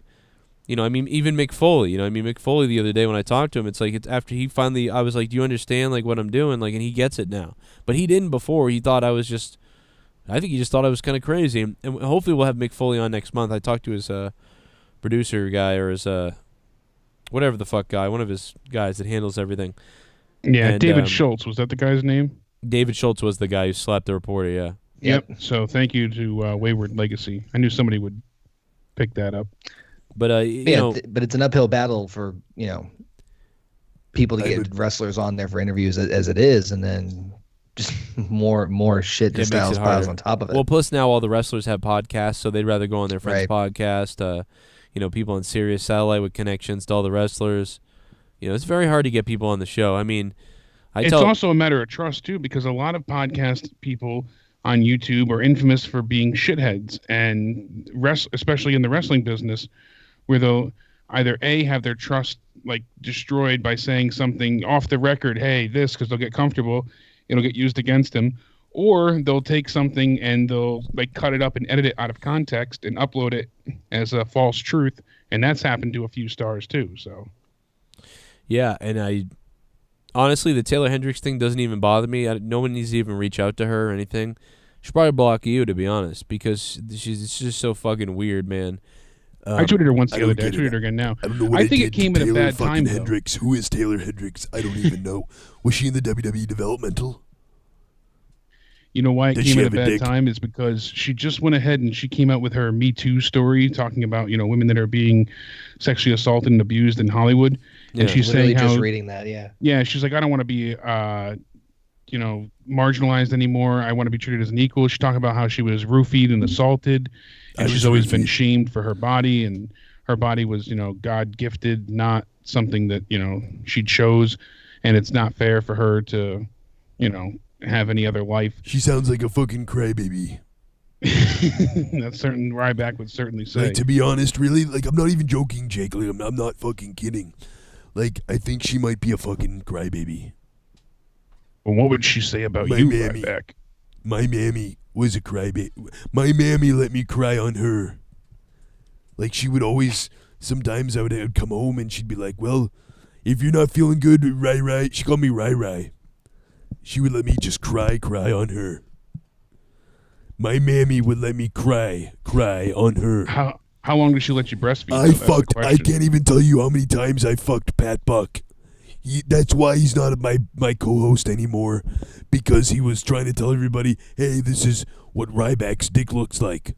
Well, finish it. I'm sorry. Okay. I've lost my mind. What? What the fuck are you looking at? You know he's going to be at Chaotic next week. Okay, Fabe, there. Connor, if you want to go. You want to go with me? He's going to be right up the street. Ryback's going to be here next week. You want to go get him? We should. Can you make this autograph out to Joe Cronin? I will give you $500. Hashtag cry for Rai.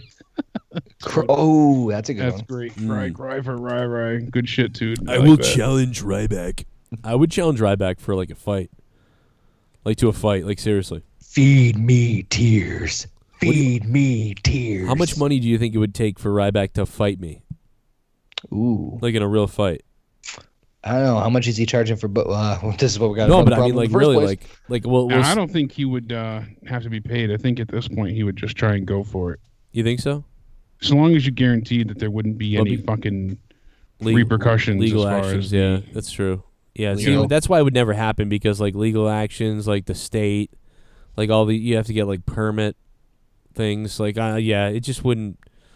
That's too bad. I mean, we could just say, because he would be worried about insurance. Like, would you know sue what? him? I could say behind the scenes, like, listen, we'll sign a waiver that says like anything that happens, like whatever. Like, I'll do it for a tub of Wake Up Unlimited Energy, available now at feedmemore.com. I'll invite him to my place and I'll say, listen, Ryback, we're gonna call it like a backyard wrestling match. That way, nobody can say like, we arranged a fight, but like, let's have a real fight, you know.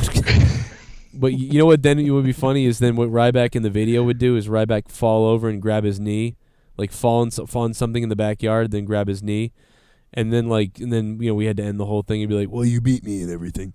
And then when I release the video online, then Ryback, that's when he dials his attorney and sues me. Yeah, exactly. Or like you said, you would my just property was come out on dangerous. top and you'd be sued to oblivion. Well, wouldn't that be funny if then he sued me? Yeah, because he fell on my property. So he would be like, oh, that's how I got hurt, his property. So the joke's on me. What a great fucking... See, that's what I do because I'm a sick bastard. Just be careful if you do a table spot, because I've heard he's known to miss those. He misses a lot of shit. He just beats the shit out of me. Hey, I got to take a piss. I'll be right back, guys. Feel free to change the topic. Go into some actual wrestling news if you want. I've got a few things here pulled up. All right, well, way, so I'll be right back. I brought a few topics. I also fucking side hurts. Fabe's sexy brain here. Connor, there's not much there, but we'll work with it. I listened to your TLC review. It was excellent. Yeah. And we kind of had similar thoughts about the main event and the rest of the pay-per-view. The main event wasn't, fantastic, but one of the things that I'm curious on is the fact of there's a lot of buzz going around now saying that they're going to turn Braun face coming out of the pay-per-view. But they're also going to not have Braun appear, apparently, until Survivor Series, was the latest thing that I just read. Yeah, I'm not surprised by that. I mean... I'm not surprised, but do you think that's the right move? No. I think that Braun's hot. He's very hot. I think keeping him off, unless there's like a very damn good reason. But he's already babyface. Like, he technically kind of already is. Like, I mean, his character's still a heel, but he's viewed as a crowd favorite, fan favorite at this point. He can do no wrong in the eyes of the crowd. So right, that's my point. So I mean, it's very easy to flip that switch, because he technically he's getting one of the biggest pops of the whole thing. I think he should be on Team Raw. And as I said this in my review, I said, you never when you get a handful of packing peanuts and you go. And they just flutter away. That's what Braun will do to the SmackDown division if he comes back. But you know what? Do you remember when Taker came back to Survivor Series and he busted out of the flaming casket and just chokeslam anything with a heartbeat? Yes. I think they're going to do that again at Survivor Series. I think that as well, but I also think there's going to be a match between him and Kane at Survivor Series. Freaking Lord, no. Because we had Kane beat Finn Balor. I guess he's supposed to beat Finn Balor again next week on Raw. And then they're going to see, they have two possible plans. They're either going to have Demon Finn face Kane at Survivor Series or have Kane face Braun. If it pans out next week that Kane is going to in fact face Braun, then they're going to have Kane fight 2 more opponents in a squash match building up to the next 2 weeks, saying that he's the true monster of Raw and the WWE. Yep. And that's when Braun's going to return at Survivor Series, and they're going to have either a street fight or some type of, unsanctioned match and go from there. I mean, I to be honest with you, I'd rather the Demon because at least that builds Finn up. Braun doesn't need to be put over. He doesn't. Braun doesn't need to be put over, but Kane certainly doesn't need to either. No, I understand that, but I'm just trying to make the best. I'm trying to make chicken salad. Yeah, I chicken know. Shit. Trust me. The fact that Kane's even on Raw. I have a video that's coming out tomorrow. It's up for my patrons, and it's about if the brand split's working, and that's another frustration of mine with the freaking Kane because he was on SmackDown. But anyway, I wouldn't even have him on the fucking show, let alone brain aneurysm. But if I had to choose between Braun or Finn, I would take Finn. Because Braun at least Braun at least you can do that thing where he just comes in and just takes out fucking everyone, because that's what he does. And I mean, Kane's only around for a month, I heard, just like you were saying.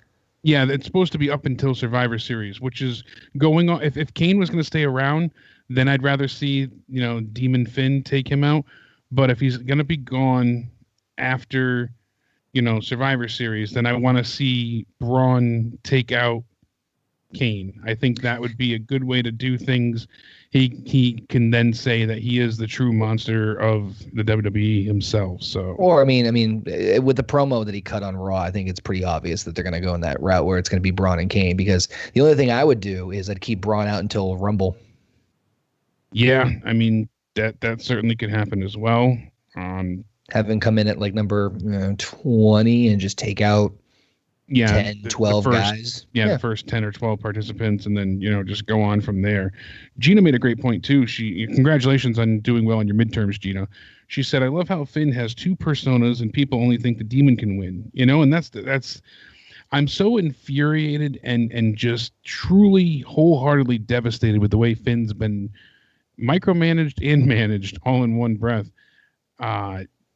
Just so far. And a lot of people say, oh, well, what do you see in him? He's boring. He's cookie cutter. He does, the same moveset. He's another Cena type where you see him, sling blade into the corner with the, the flying missile kick, which leads to the coup de grace. Unfortunately, I've been a fan of him for so many years as Prince Devitt. He's the one that got me into New Japan and Wrestle Kingdom and really his star was bright enough to shine over there. That's what got me into indie wrestling more so out of the United States, that I have such rose tinted, glasses when it comes to Finn, that he can do no wrong in my eyes. I enjoy him so thoroughly. His character, his run with the Bullet Club was fantastic. I know what he could become. He could truly be the top guy in the company. And I thought it was going to happen last year at Survivor Series when he came in, he beat Roman Reigns right off the bat, the first night on Raw. And then he went ahead and he debuted the Demon and took out Seth Rollins to win the Universal title. I'm like, this is it. We've got our guy. They're going to handle him. He's not going to be wasted. And then he gets injured. And then he comes back. He gets a concussion from Jinder. He gets another slight injury from Elias's guitar, and then we don't see him. He's not at WrestleMania. We don't see him for months on end, really do anything of stature. And now he has a small feud with Bray Wyatt that goes nowhere. Bray gets sick, and we see him have a great match with AJ Styles. All right, this is his second run. He's got new momentum, new life. They're rejuvenating Finn's character.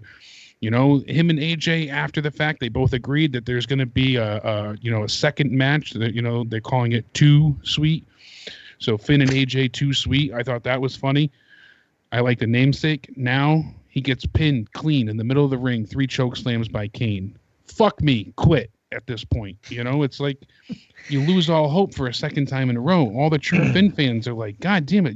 How do you not feel defeated when this is the second time we've seen him rise up and then just get destroyed for no real reason. First time was injury and unavoidable. He's a team player. This player. should have never happened. He's a I team heard some player. stupid rumor that it was punishment for the Too Sweet tweet that he made. or no, the too sweet thing at the end. No, the too sweet thing at the end of TLC with his match with AJ. AJ was the one that said the tweet afterwards about like some fans like, oh, way to go. Vince had him come over here to give the Bullet Club an FU. And they're like, just for the record, Vince didn't tell us to do that. We did it on our own. So I heard that I'd have to do some, which I don't. I heard that as well, but then I also heard it also be reported that no, that wasn't the case because Vince was pleased because it does give a fuck you to the Bullet Club, even though he didn't orchestrate it. So it's like you don't know who to believe at this point, but I could see Vince being... Those are just people making up the story so they can write a news story because it's a logical thing that he'd think one of those ways. Exactly. That's what I'm saying. Vince could be that maniacal and dastardly, but then again, he could not give two shits. So I think this was just their plan all along, and that they viewed, oh well, Finn can't win unless he's the demon. So that's how they view him at this point. But losing to KANE is really, like Spider-Man just said, the low of lows. It really is like bottom barrel, should not have happened. So unnecessary. He's not Zack Ryder, for Christ's sakes. And that hurts to say. Hey, Ryder's getting his dick coped by Natalia. I think he's doing pretty good for himself. Yeah, that he is. I'm more blown away by the Jeff Jarrett thing right now that's going on, though, too. Yeah, I know Jeff Jarrett being in rehab saying that Impact is completely broken. Then Anthem replies saying that, no, we're doing great. We've got a good tour coming up. We've got money, we swear. And then you hear a bunch of the wrestlers, murmurs that, oh, they're still not getting paid. So what's true? I'm sure they're fucking broke. We've got plenty of money. It's right here. That's monopoly money in your hand. You might want to change that out for. You're holding a cheese wheel. You know that, right? But the thing of this though, they got rid of Jarrett. I think a couple of weeks ago, on the indefinite leave, and then they fired him. Like they completely cut ties with him Monday. And then all this other stuff just trickles down from there. It's like, yeesh.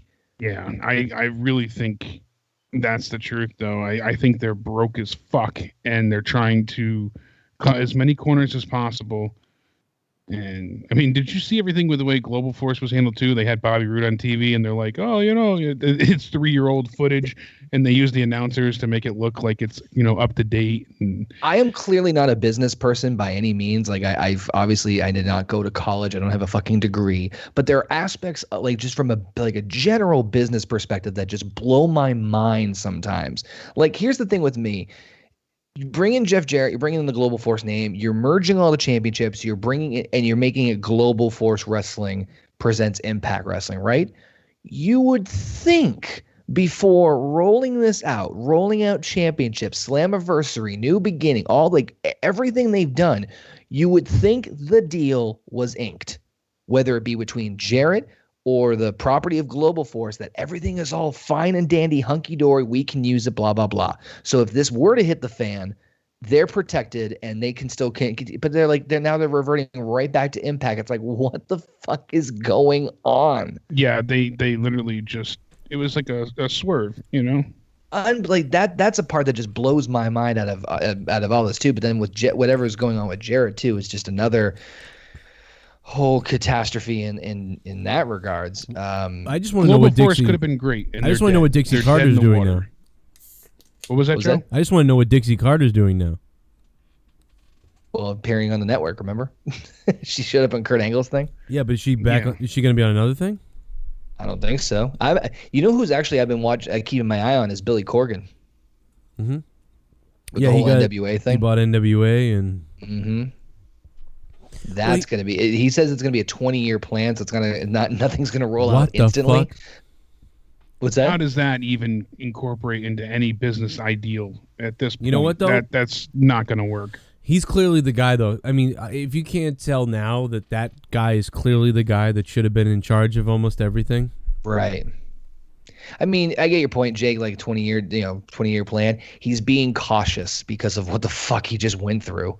Oh, absolutely. But the only way I can ever envision, and Joe said it before too, so not to take off his idea, but it is that, poetic and just, is that the only way I can envision them becoming successful again is to close down and restart. They'd have to rebrand, repackage. they'd have to do what WCPW is doing now. We are douchebags. We are in terms of Impact, or yeah, Impact would have to be no more. They would have to take their roster and end all storylines, close it down, and come back as a new entity. Get a new TV deal, get a new, and just go from there. Start over, start fresh. New titles, new champions, new storylines, new entrances. New stage, new setup.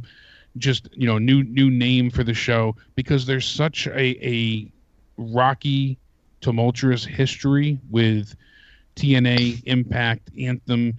People are still sour over Anthem and the Hardys, so they're not giving it a chance. I'm still pissed about all this. It's so hard for anybody to want to let go. No one wants to work with them. No one wants to cooperate. They've screwed and soured every deal possible. I think that they would have to, refurbish entirely for them to succeed, even on a small scale. There have been people who have left within less than 3 months. Low Key was there for a heartbeat. There was someone who I just read, which was mind blowing. A lot of these people a lot of these people were signed on short term. The whole plan is not only that, but their plan was never to be there long. They just, because they have nothing to go on, they just know they can say, "Hey, I want to come on and be on TV." Pay someone not Del that Rio, much. look at that shit. Yeah, that was a cluster. Came in, they're like, "Oh, we're gonna make you the champion," and then not acknowledge it, and then take the belt. Dude, they're just a fucking. Bruce Pritchard. They're just a total cluster. They want to keep bringing in people because they want to write small contracts. It's clear what they're doing. They're like WWE delaying the inevitable on Raw. Bring in Goldberg or bring in somebody for ratings because we can't create storylines. Well, TNA is like, well, let's bring in people because we don't have enough money for anything, and we need names. So bring in a new person every 6 weeks or every 2 months. That's why, look at Bruce Pritchard. Y'all bring in Bruce Pritchard. Oh, now he's gone. Now bring in Cornette. What about Cornette, too? Yeah. Russo's next. Trust me, Russo is next. Yeah, I wouldn't be surprised at this point. Despite all the history, I would not be surprised if that's next. Yeah. But the thing is, too, honestly, I think the best thing they could do, and I know this has been talked about to death, fucking sell the library and get a royalty. That's the best thing they could do right now. Oh, absolutely. They've I guess, WWE was only interested in the library for a long time. Well, duh. And, yeah. They should have struck that deal right then and there, and they could have built up their finances and really had a chance to take off. It was so foolish for them not to go along with that. I don't know. But to me, they're dead in the water, and I don't see a way to get them, to resurface. Raw's ratings spiked up and resurfaced this week. They went from a 2.6 last week to hitting up to a 2.9. But again, everybody goes, "Oh, yay." But again, it was the night after a pay-per-view. There's always a spike in viewership the night after a decent pay-per-view. Plus, Brock Lesnar was there, advertised beforehand. He was advertised as of the week before with SmackDown. And you know what's really upsetting, though, Joe, is that, you remember when we went to Mohegan Sun, how big that arena was? It's on the smaller side. Yeah. This arena in Green Bay is only a 6,000-seat arena, and they didn't even sell that out. And it's usually always sold out there. They've even had holiday shows there sell out before, and this was nowhere near at capacity. Yeah, they're a mess. That's fucked up. They couldn't do 6,000 tickets for a Green Bay show with the Packers in the house. Sounds like we need to start our own promotion. Yeah. We've wanted to for a long time. SmackDown felt like I didn't watch SmackDown from start to finish. I caught most of it on the YouTube show, and I listened to the reviews from you guys. And I'm happy that I did, because apparently it was that bad of a shit show. And why? Think about it. Their top storylines right now are The Invasion and Kevin Owens. And what did they not talk about or discuss? The Invasion and Kevin Owens. No, they did talk about The Invasion. They mentioned it, but they're not going to have Raw come on, is what I'm saying. They're not going to. No. Yeah. Well, I was making the joke of they showed exit signs and doors with no security whatsoever, saying security is tight. Way to really hype up that invasion angle. Well, they hyped it up. They knew what they were doing at the end. They hyped it up at the end of SmackDown. They said, well, that doesn't mean that they won't try. Right. They kind of salvaged that at the end. But, clearly it's set up for the last. Right. The go-home show, Raw's going to show up. Well, you know what? They can't even do it at the go-home show because it's not going to be on November 17th because both brands are in the United Kingdom doing shows. So both of those shows are going to be tape delay. Oh, really? They won't be live. So WrestleVotes on Twitter right now, they're new in the game. They said Team Red will strike as of right now, either on Halloween or November 14th in Charlotte. All signs point to it happening November 14th, so the second to last show before Survivor Series. I mean, I think it would be smart if they just, instead of doing the entire brand, do small ones, small show-ups. One person sneak it, because it's easier to sneak in one person than it is an entire goddamn roster. Yeah. And just do small attack, because that's the way I would book it. Yeah, It's because like, hey, you know what, Connor, you're dead on, because the other night they could have 3 guys jump the guardrail. Like, who the hell, a fan is jumping in the ring or something. You know, oh, wait, holy shit. Like, it's Finn Balor and somebody else. And they're beating the crap out of the SmackDown guys in the ring. And then they run away, and then they leave. Exactly. That's what I thought was going to happen several times. I thought, like, someone was just going to run in and hit and then just bolt. Yeah, I kind of thought they would do that even, you know, initially just on Raw with AJ being there. And the way they had set it up, all right, you know, all right, AJ was, you know, in cahoots the whole time. He was a spy sent in to, you know, okay, fine. I'll silence about that criticism. But some of it just didn't seem right. You know, the women being attacked in the back. Obviously, the guys don't get involved, but it was an even fair fight. It was only 2-on-2. I think the women should have had more, you know, more women involved, or had it be less women, you know, in the encounter. You know, I mean, small little criticisms, but overall, I liked it. You know, I liked the invasion angle. I like the idea about it, because if we're gonna have a you know, brand centric themed feud pay-per-view, then you really want to make me feel that it is SmackDown versus Raw. But then yet again, you have wrestlers, you know, like okay, Fabe, you brought it up, Connor. KANE is a SmackDown wrestler, but he's on Raw, and you've got John Cena, who's going to come back possibly to be the special guest referee between Jinder and Brock Lesnar. The thing that I would have, to nitpick a little bit more, and I was thinking about this afterwards, was, remember the beginning of the show where it was the 6-man tag and then KANE came out and attacked all the baby faces? Yeah. Why did that need to happen?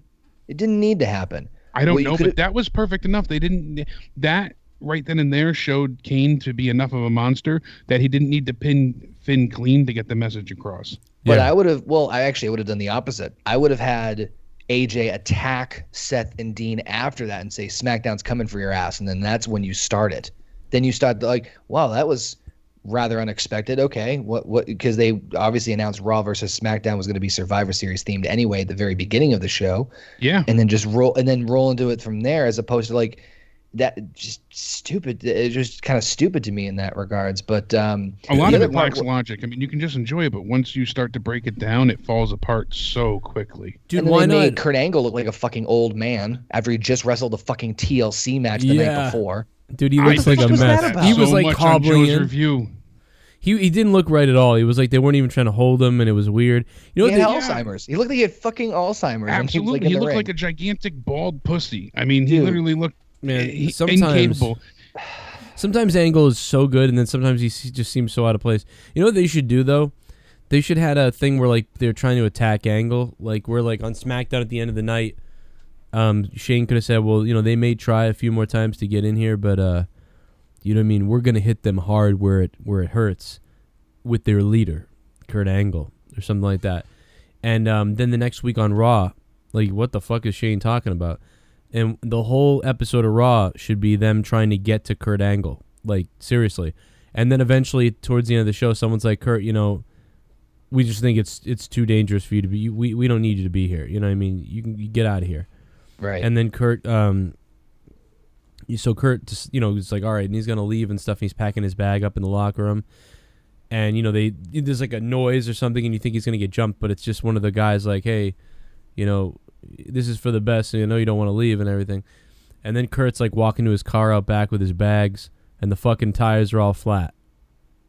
And he drops his bags. Yeah, like a gradual. But that is something I do miss in shows. Then he gets the shit beat out of him all over the car, put him through the windshield, all that shit, you know?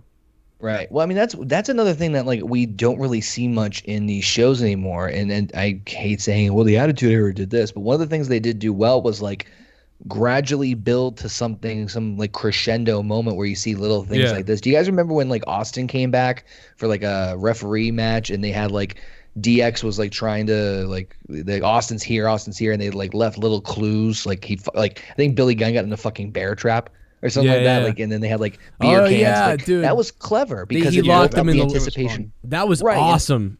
Right, that was actually one of my favorite. And then he blows up DX Express. I love that because it was a gradual build. Like, you had this little thing here, so there was like little moments that you could appreciate, and then you got the massive payoff at the end with him showing up. At Triple H claimed to have gotten bit by the rattlesnake and his face was all discolored? Yes. And he wanted to quit because it wasn't a safe working environment. Yeah, and that's when he blew up the DX Express. Yeah, that was great. That was the one. But I love that stuff. And then that, to Joe's point, that would be beautiful if they did that where they just teased it the whole time. I personally would have had Shane bitch slap Kurt Angle at the end of Raw on the way out. Yeah, I'm surprised. Don't have the roster involved because you want it to be more about the other wrestlers because, I mean, realistically, yeah, Shane and Kurt are going to perform, but it's more about, to me, it's more about the other talent, not necessarily the management, but to make that just ultimate, like, just final, like, fuck you, slap him upside the face. Yeah. Not a punch. A slap, just to put the exclamation on the whole thing. And it was just odd to have Angle look so sheepish and weak and meek and scared, especially when he went ahead and he fought in a hellacious match the night before and was one of the main factors in them becoming victorious against 5 people.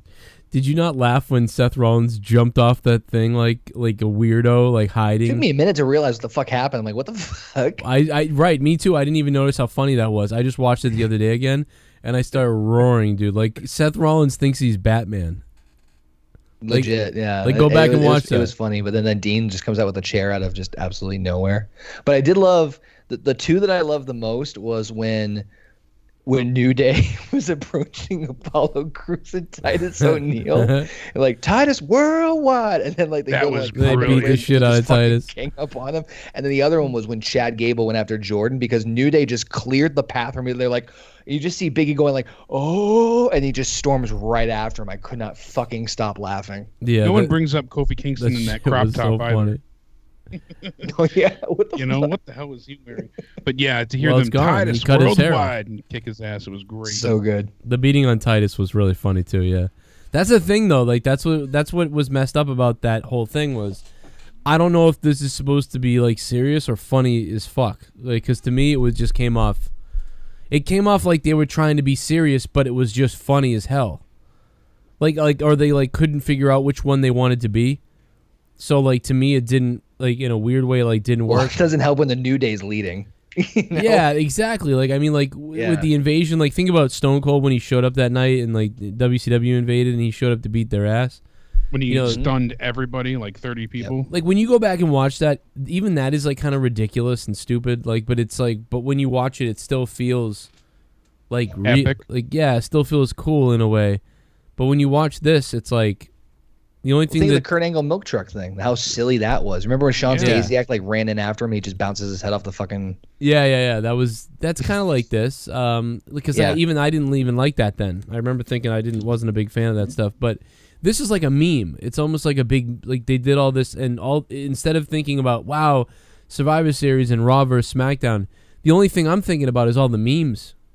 Yeah, really. And that's the thing. Like when Austin returned, you had some of the ECW guys in the ring waiting to get stunned, like just standing in line with their heads leaning forward, waiting for the stunner, and it was still epic.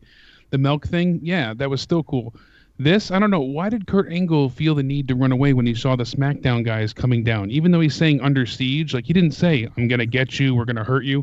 How did he know they were going to attack? I thought he was going to take a shit. I thought I mean, like can we talk about one more thing about this that really just ruins the whole thing? And by the way, this next thing, this ruins the whole thing, and is another example of why the brand split is just useless, because they're supposed to be at war with each other, but yet Michael Cole and Corey Graves are calling both shows.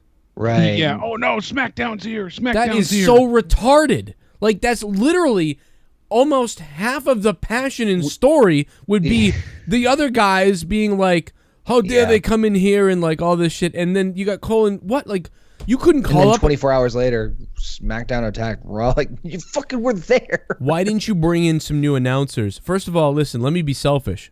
Why didn't you call me up, WWE? I mean, why didn't you call somebody up who wasn't the announcers you have? And then they could have come on and said, "Hey, everybody, welcome to SmackDown Live tonight. My name is Joe Cronin, and if you're wondering why I'm sitting in this announcer's position tonight and it's not Michael Cole, with everything going on right now, SmackDown doesn't exactly want to, you know what I mean, keep that type of company, if you know what I mean. So SmackDown did the right thing, and they called up Joe Cronin here to call the show. Yep. You know, we don't want that trash on our show anymore, and let's face it. And then we go to the next guy. Okay, whatever, SmackDown Live is starting, and then we build the whole thing up. Right. And they could have had anybody fill in. Create the importance of the fact that, hey, we want to give a shit that this actually seems like it might actually be legit. Like, we're really treating this as brand, like gang warfare. Right. Right. And it's Daniel Bryan and Shane McMahon, and you get whoever the new announcer is that they call up. You know, the guy just has to look into the camera and say that. And you know, that would be like, wow. And you'd be like, oh, they're taking it serious. Like tonight, like Shane McMahon didn't want a guy like, you know, Michael Cole sitting here and telling you guys what you should be thinking. Instead, he wanted a guy like me to be able to give it to you naturally and fluently.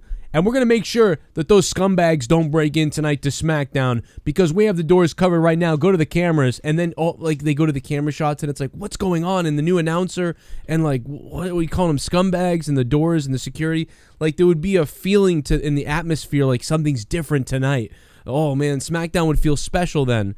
But instead, hi, I'm Michael Cole and Corey Graves. We're the guys who were just on Raw last night for Under Siege. Yeah, really. And then on top of it, you have friggin' Daniel Bryan and you know, Shane McMahon arguing with each other. There's no semblance of like camaraderie, or they should be on the same page at this point, at least until the brand, feud is over. Right. I mean, that could play into things, though. I mean, that I actually like, because... But I guarantee it won't. That's the problem. If they actually do something with it, there's not going to be any continuity here, though.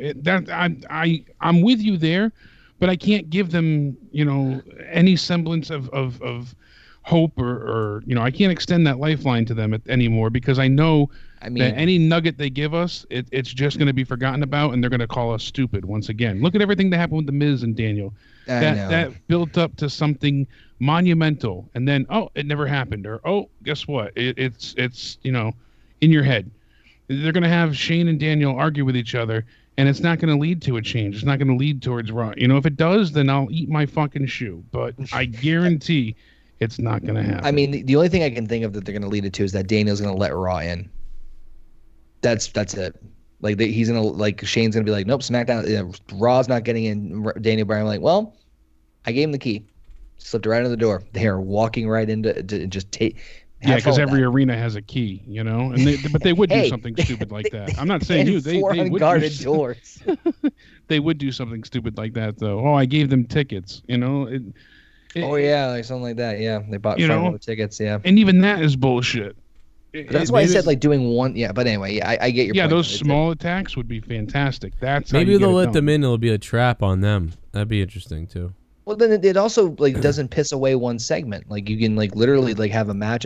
I thought for sure Asuka was gonna come in and fuck some bitches up in the Fatal 5-Way they did, because that would have been a perfect time. Because they already know that the 5 are gonna be in there. Who gives a shit who's the captain? They get to do that another week. Asuka and the Raw women just come in and beat the fuck out of everybody, and then just walk off. Bye.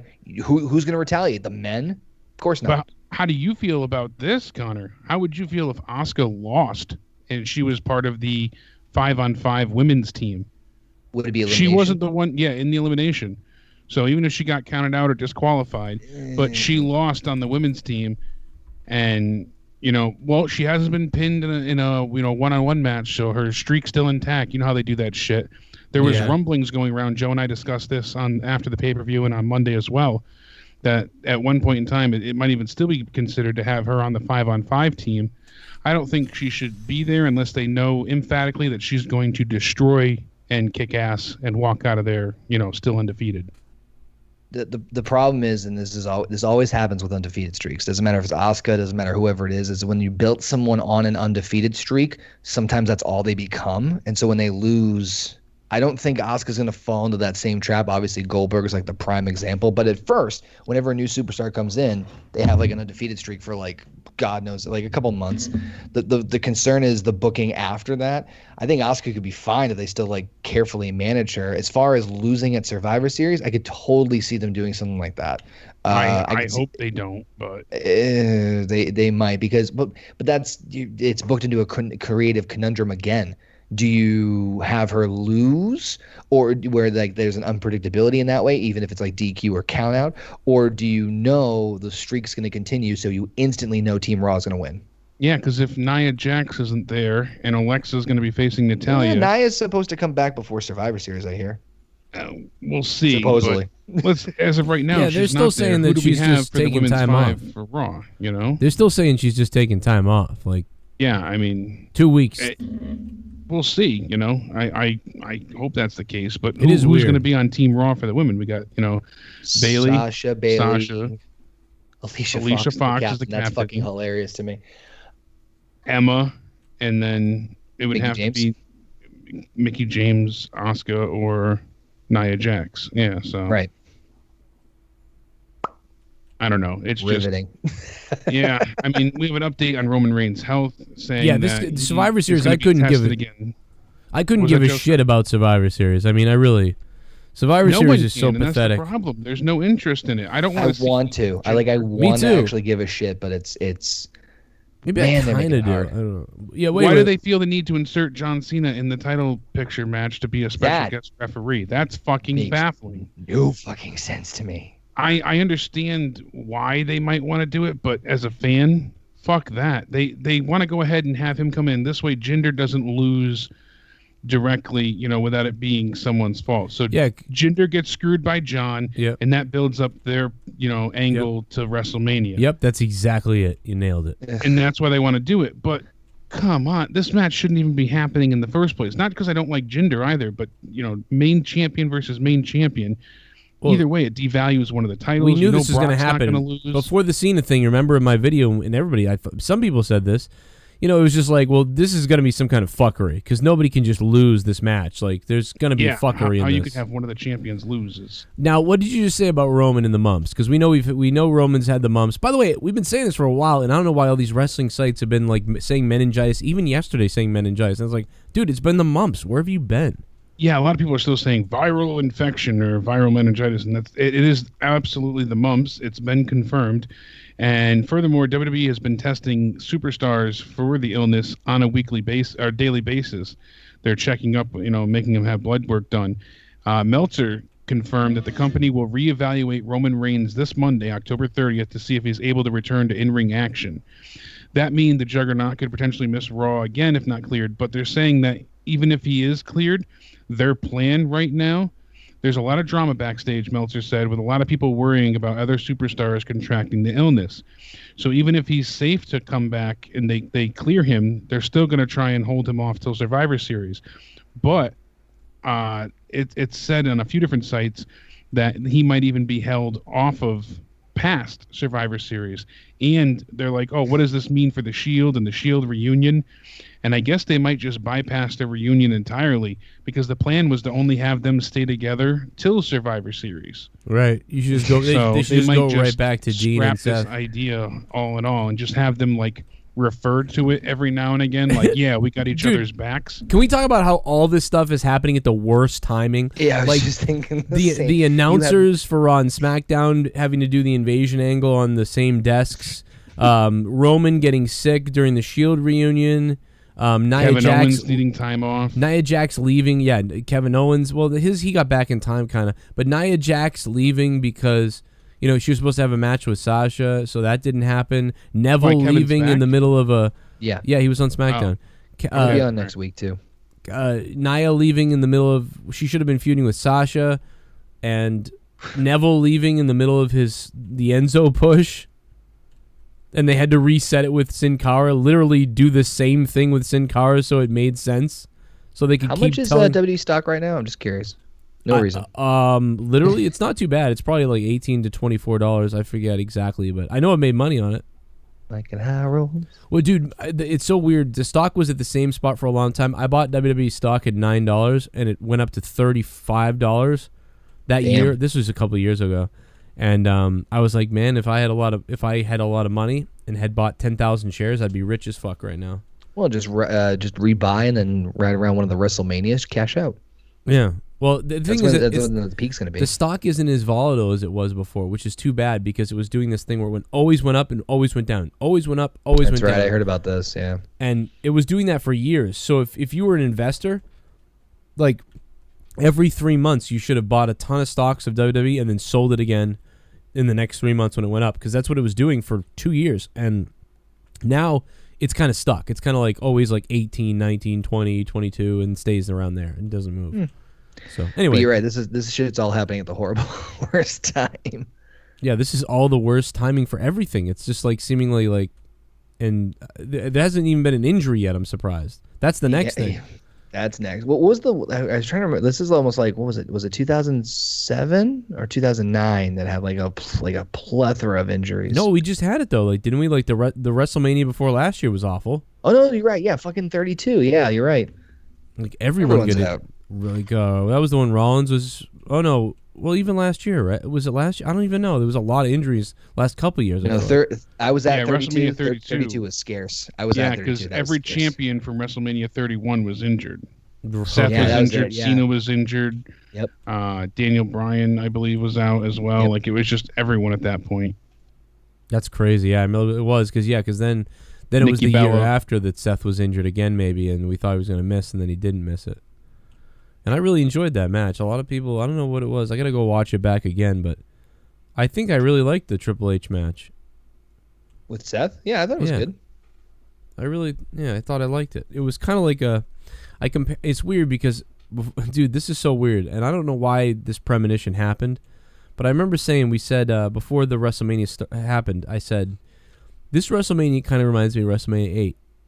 And it hasn't even happened yet, but it reminds me of 8 because you did say that a lot. It just felt like there was so many matches that could be like if 3 of them were decent or good enough, like you'd kind of remember it, you know?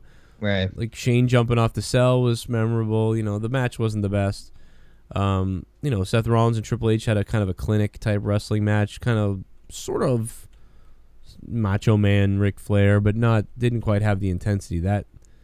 I'm telling you, I bring this up all the time, but if you guys out there haven't seen WrestleMania 8, like you just please go back and watch WrestleMania 8 because Ric Flair versus Macho Man is great, and the fact that the whole show they're building up to saying that they're going to show a naked photo of Macho Man's wife Elizabeth. Oh, that's right. It's the funniest thing.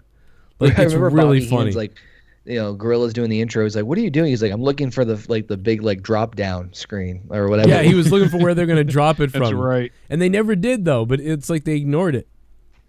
And maybe it's because they lost or something. But it was just like you figured they would have done it anyway. Like even if shit. Yeah, there's a lot of similarities. They didn't do a lot of stuff like that back then. You know, like WrestleMania 7 didn't have any of that. None of the other WrestleManias had anything like that. That WrestleMania was the first time. Like I remember, even as a kid, I even knew what they were saying. Like I knew that they were like I didn't quite get if it was a nude photo as a kid, but I knew that like whatever they were doing, they were gonna show this guy's wife somewhere, and I got that as a kid, but they'd never done anything like that, and that was hilarious.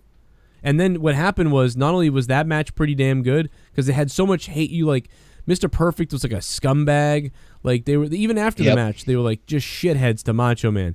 The psychology in that match and the build up was so good. And then the Bret Hart Roddy Piper match was amazingly good. Mm-hmm. What a great match that was, and the build up of that thing was weird. It was good enough. And then the ending was, your Roman Reigns like ending with Hulk Hogan. Is he gonna retire and Sid Justice and the Warrior coming out to save him when Papa Shango comes out? I mean, the whole ending was a clusterfuck, and like, fucking Papa Shango came out at the wrong time. Oh, that. Yeah. Oh my he God. missed the cue and he had to kick out of the finish. Yeah, it was a disaster. But it was, but I never knew that as a kid. I just knew that I was excited the Warrior was back and stuff. Even though he looked like a lesbian woman that wasn't the Warrior. Remember that? Like I remember just. Well, I don't know if Connor does because Connor, I don't know if you were watching back then, but it was. No, but I've watched everything. I know you've seen it though. I know you've seen it, but as a kid, that's my point. Is like as a 7-year-old, or I was an 8-year-old. As an 8-year-old, I was like, what the fuck is that? Wait a minute. Like I was like, yes, the Warrior's back. But after a few minutes when he was in the ring, I was like, is that the Warrior? Is that still the Warrior? See, I went back and watched that in VHS when I was like 10 or 11, and even then I was like, Yeah, I thought that they, as a kid, even an 8-year-old, I thought to myself, did they get somebody to play to be the Warrior? There was a huge conspiracy about that. Well, I was hearing about this. Like, is the Warrior dead and this is a new guy? Yeah, everyone was talking about that. I remember that. But the thing is, as an 8-year-old, I sort of still believed it was real, kind of. I didn't treat it like it was fake that much, but I knew it was. So it's a weird thing. You play a trick on yourself. Like, it's weird. You try to be ignorant to the fact that that it's worked, even as an 8-year-old. That used to infuriate me as a kid too. I obviously caught on pretty quick. I really got into wrestling 9, 10 years old, and that's when I started renting the VHSs for all the WrestleManias, then the pay-per-views. And I remember somebody recommended, that I go back to certain things. And I'm like, oh, yeah. And then you trade tapes with fans and friends and stuff. And it started to be like this huge hot commodity. And this is the point where, the Attitude Era was huge. So people weren't embarrassed by wrestling. It was like cool thing to watch. Everybody was telling everybody to suck it and hell yeah. And you would always get the great uproar of people. Oh, wrestling's fake, right? And it always pissed me off. That was always like the main argument from people. And still to this day, it frustrates me. It's because like, it'd be like you if The you're Walking Dead because there's zombies outside everywhere, right? Yeah, because if you're going to a movie, you see a movie, and then you start trying to tell someone about the movie. You're like, hey, I just saw this movie the other day with blah blah. Hey, movies are fake, right? You just be like, oh yeah. I usually show You're them. excited for the Punisher coming out and Stranger Things, though, right? But you know why they do it? It's because a lot of people believed it. I always show them Mankind getting thrown off the stele. Like, yeah, it's fake. Yeah, it's really fake. Even though he fucking tooth in his fucking nose. It's fake. Yeah. All that is people trying to be. They think that you're dumb and you're still one of the people that believe it's real. So they want to be like, I'm cool because I'm smart. I know it's fake. Really, everybody knows it's fake. I've always defended, people always look down at wrestling fans sometimes. Like, listen, I've met some of the most amazing, kind, intelligent individuals that like wrestling, like in the community. It's insane. What does JD say though? Doesn't JD say all wrestling fans are fucking idiots? Something like that. Yeah. He's been saying that a lot. What is it like? I say it again. Wrestling fans are the dumbest fans around, or something. He says it. He always says it. I've heard him say it maybe once. I don't know. I can't remember. It's funny. I'm distracted because while I was looking up WWE news, they had Lana cools off in the California heat wave on the beach, and it's just all these bikini photos while she's like bending over. And what were we talking about? Oh, I was talking about Send me your tits. Yeah, put that in the chat. There you go. My last tidbit of news. Nudes. Oi. Oi. You'll appreciate. Oi. Oi. There's a new tag team coming to SmackDown. You guys ready for this? I don't know if you heard of it yet, but Rusev is going to be teaming up with Aiden English. Okay. I think they're hilarious together. Yeah, they're funny. I'm okay with it. It's such an odd pairing. That it is, but I don't care. It's if we get like some of the stuff they've been doing lately, it's fucking entertaining. It's very entertaining, but I hope they don't go like too comedy, like the Fashion Files. You know what though? Even though we knew this was gonna happen. This is Kozlov again. We knew Kozlov was coming again, but the thing about Kozlov is, but no, dude, like Connor, seriously, like a month ago, I said this on my show. I said, they're starting to sour on Rusev, so get ready. He's going to be Kozlov soon because is where they're going. You're absolutely fucking right. You hit the nail on the head with that. That is extremely accurate. But here's the difference, though. Here's the difference. Kozlov really wasn't that funny. He was put in funny situations, and he was so serious that was funny. Right. But Rusev is actually funny. Like when he goes on rages on the mic with his accent, like, I don't tell you that Alana eat the fish, I don't suck a dick. Like it just becomes hilarious, like whatever he says, like. So like that might work. Yeah, I think that's gonna help him. I mean, if he's not gonna get the push, you might as well fucking do the tag team, just have fucking fun with it. Imagine a build up with Rusev like being like, and when I get it done, I'm going to kill, like I'm going to annihilate everybody in the Royal Rumble or whatever the fuck. What is all this shit? Did the season end or something? Why do I have a bunch of stuff in my inventory? I just got an alert on my email. For Diablo. Diablo, yeah, weird. But so so what would happen is, he's like, just months and all this build up and shit. And then all of a sudden, Rusev was like, when I get in there, I'm going to eliminate everyone in my path. Like, and he's been talking about it for weeks. he comes out like in the Royal Rumble, fucking dun, dun, dun, dun, dun, dun, dun, like, and he runs into the Rumble, and then he gets fucking thrown right out. That'd be the funniest fucking thing. Like, just rages. Yeah, and then he just goes crazy. And then English sings him a swan song to try and calm him down. Oh my god, I don't know why. It would be so funny. Or like he goes to run in the ring and Aiden English is in there punching somebody and he gets in there and then Aiden back swings him and hits him in the face and he flips over the ring ropes. I mean... And the Fashion Files was fun this week again. You know, they did a good job with it. It was really, you know, dumb, but it was enjoyable. I get worried though that it's gonna get too repetitive. Like the jokes are gonna be too similar.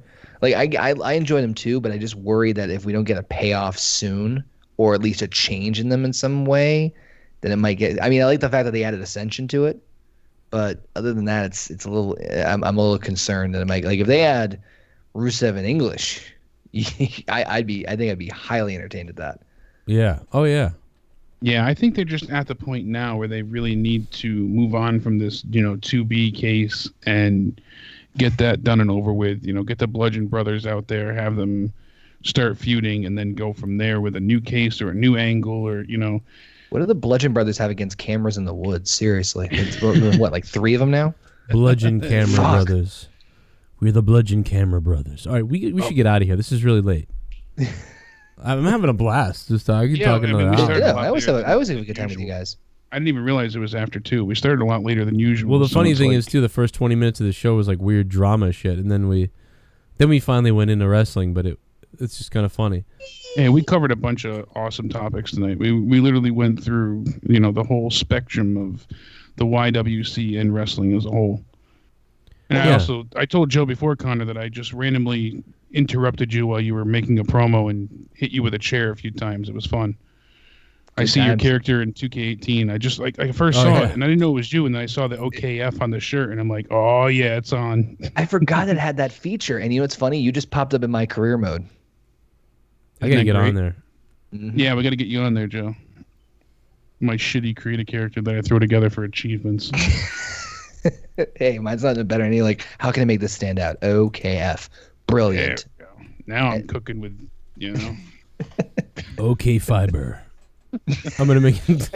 I made a guy called OK Fiber. Hey, Ryback, do you want some OK Fiber? What does that mean? I don't know. Is this a dick joke? No, it just can't. It just doesn't make it. It makes you shit better. I'm gonna shit down your throat. Okay. And then with the help of OK Fiber bars. I'm gonna rape Bill Apter. Uh-oh.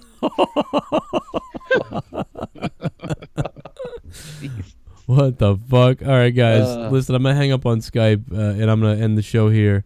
Jake, I'll talk to you on Facebook, man. There's a couple donations I got to play, too, guys. I'll do that.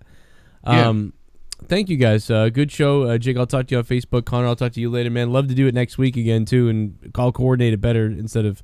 Yeah, we'll start on time. I'll clear out my Wednesday nights. Oh, clear out. The kiddos to bed and make this a regular thing. That'd be awesome, because let's do it every week. Guys, it's always fun. Fuck yeah, I'd love to have Connor here. Make sure you check out Connor. If I can't make it, I will let you know in advance. Yeah, just let me know. Like, can't make it tonight. No big deal. You know? Because anybody can just text me and say, hey, I can't make it, you know? Yep. Not going to make it tonight. Nothing you can do when life gets I was up all night I get playing. sick and... I was up all night, you know, I was streaming all day, man. I was just tired. I got to stream my fucking brand. It's hard work balancing all these whores. All right, guys, I'll see you later. Yeah, I'll see you Friday for Monetize This. Friday night. Check out Connor Fabe on Twitter. Thank you, Connor. I'll definitely make sure to check out Monetize This Friday for damn sure. It's going to get weird. It's going to be huge. I found somebody. Bomb dropped on you. It's fucking massive. I found somebody is all I got to say. Ooh. Good night. Guys, thank you so much for all the support tonight. We had a lot of fun doing Out of Nowhere. It was a little bit strange tonight with all the problems we were having with Twitch was not working right, and then my microphone thing. But let's get these donations and make sure we get everything here. First of all, Skullhead Gaming subbed on YouTube. Thank you very much. If you want to see me on YouTube, it's youtube.com/Joe Cronin Show. If you want to watch my live streams, you got to go to youtube.com/Corrupted Podcast until December 17th while we have a strike on YouTube. And apparently I'm going to have to get a new mic. Shit bum. Shit bum. This match brought to you by Jolly Rancher. Keep on sucking. Did anyone catch that during SmackDown when Michael Cole said it and one of the USOs went what? During the tag match. I did hear that. I remember I heard someone say what after he said that. Yeah, it was the Usos, JP Baker. Oh my God, you're right, dude. I did laugh because they said what, like, was that like, did you say you wanted to suck it? Like, or whatever. It was, yeah, dude, I totally heard that and thought it was funny. I forgot all about that. That's great. Justin Bailey just sent me a funny message. He's like, somebody at work just called this guy an N-word. But the guys, they're both white. What the hell goes on at Justin Bailey's work? That's why he is like he is. You know, that's his problem. Did I get all the donations here? I hope I got everybody. JP Baker, V2 of Doom was before that. Hope Vito, you doing all right, man? Hit me up if you want, dude. I'll be around. Thanks, guys, for listening to Out of Nowhere episode. I don't know what it is. I'll title it later. And this will go up on YouTube if you want to catch up on it. Whoa! I'm not done speaking yet, motherfucker. This will go up on YouTube, so if you want to check it out later. It's on YouTube. Fuck you, Cornette. Good night.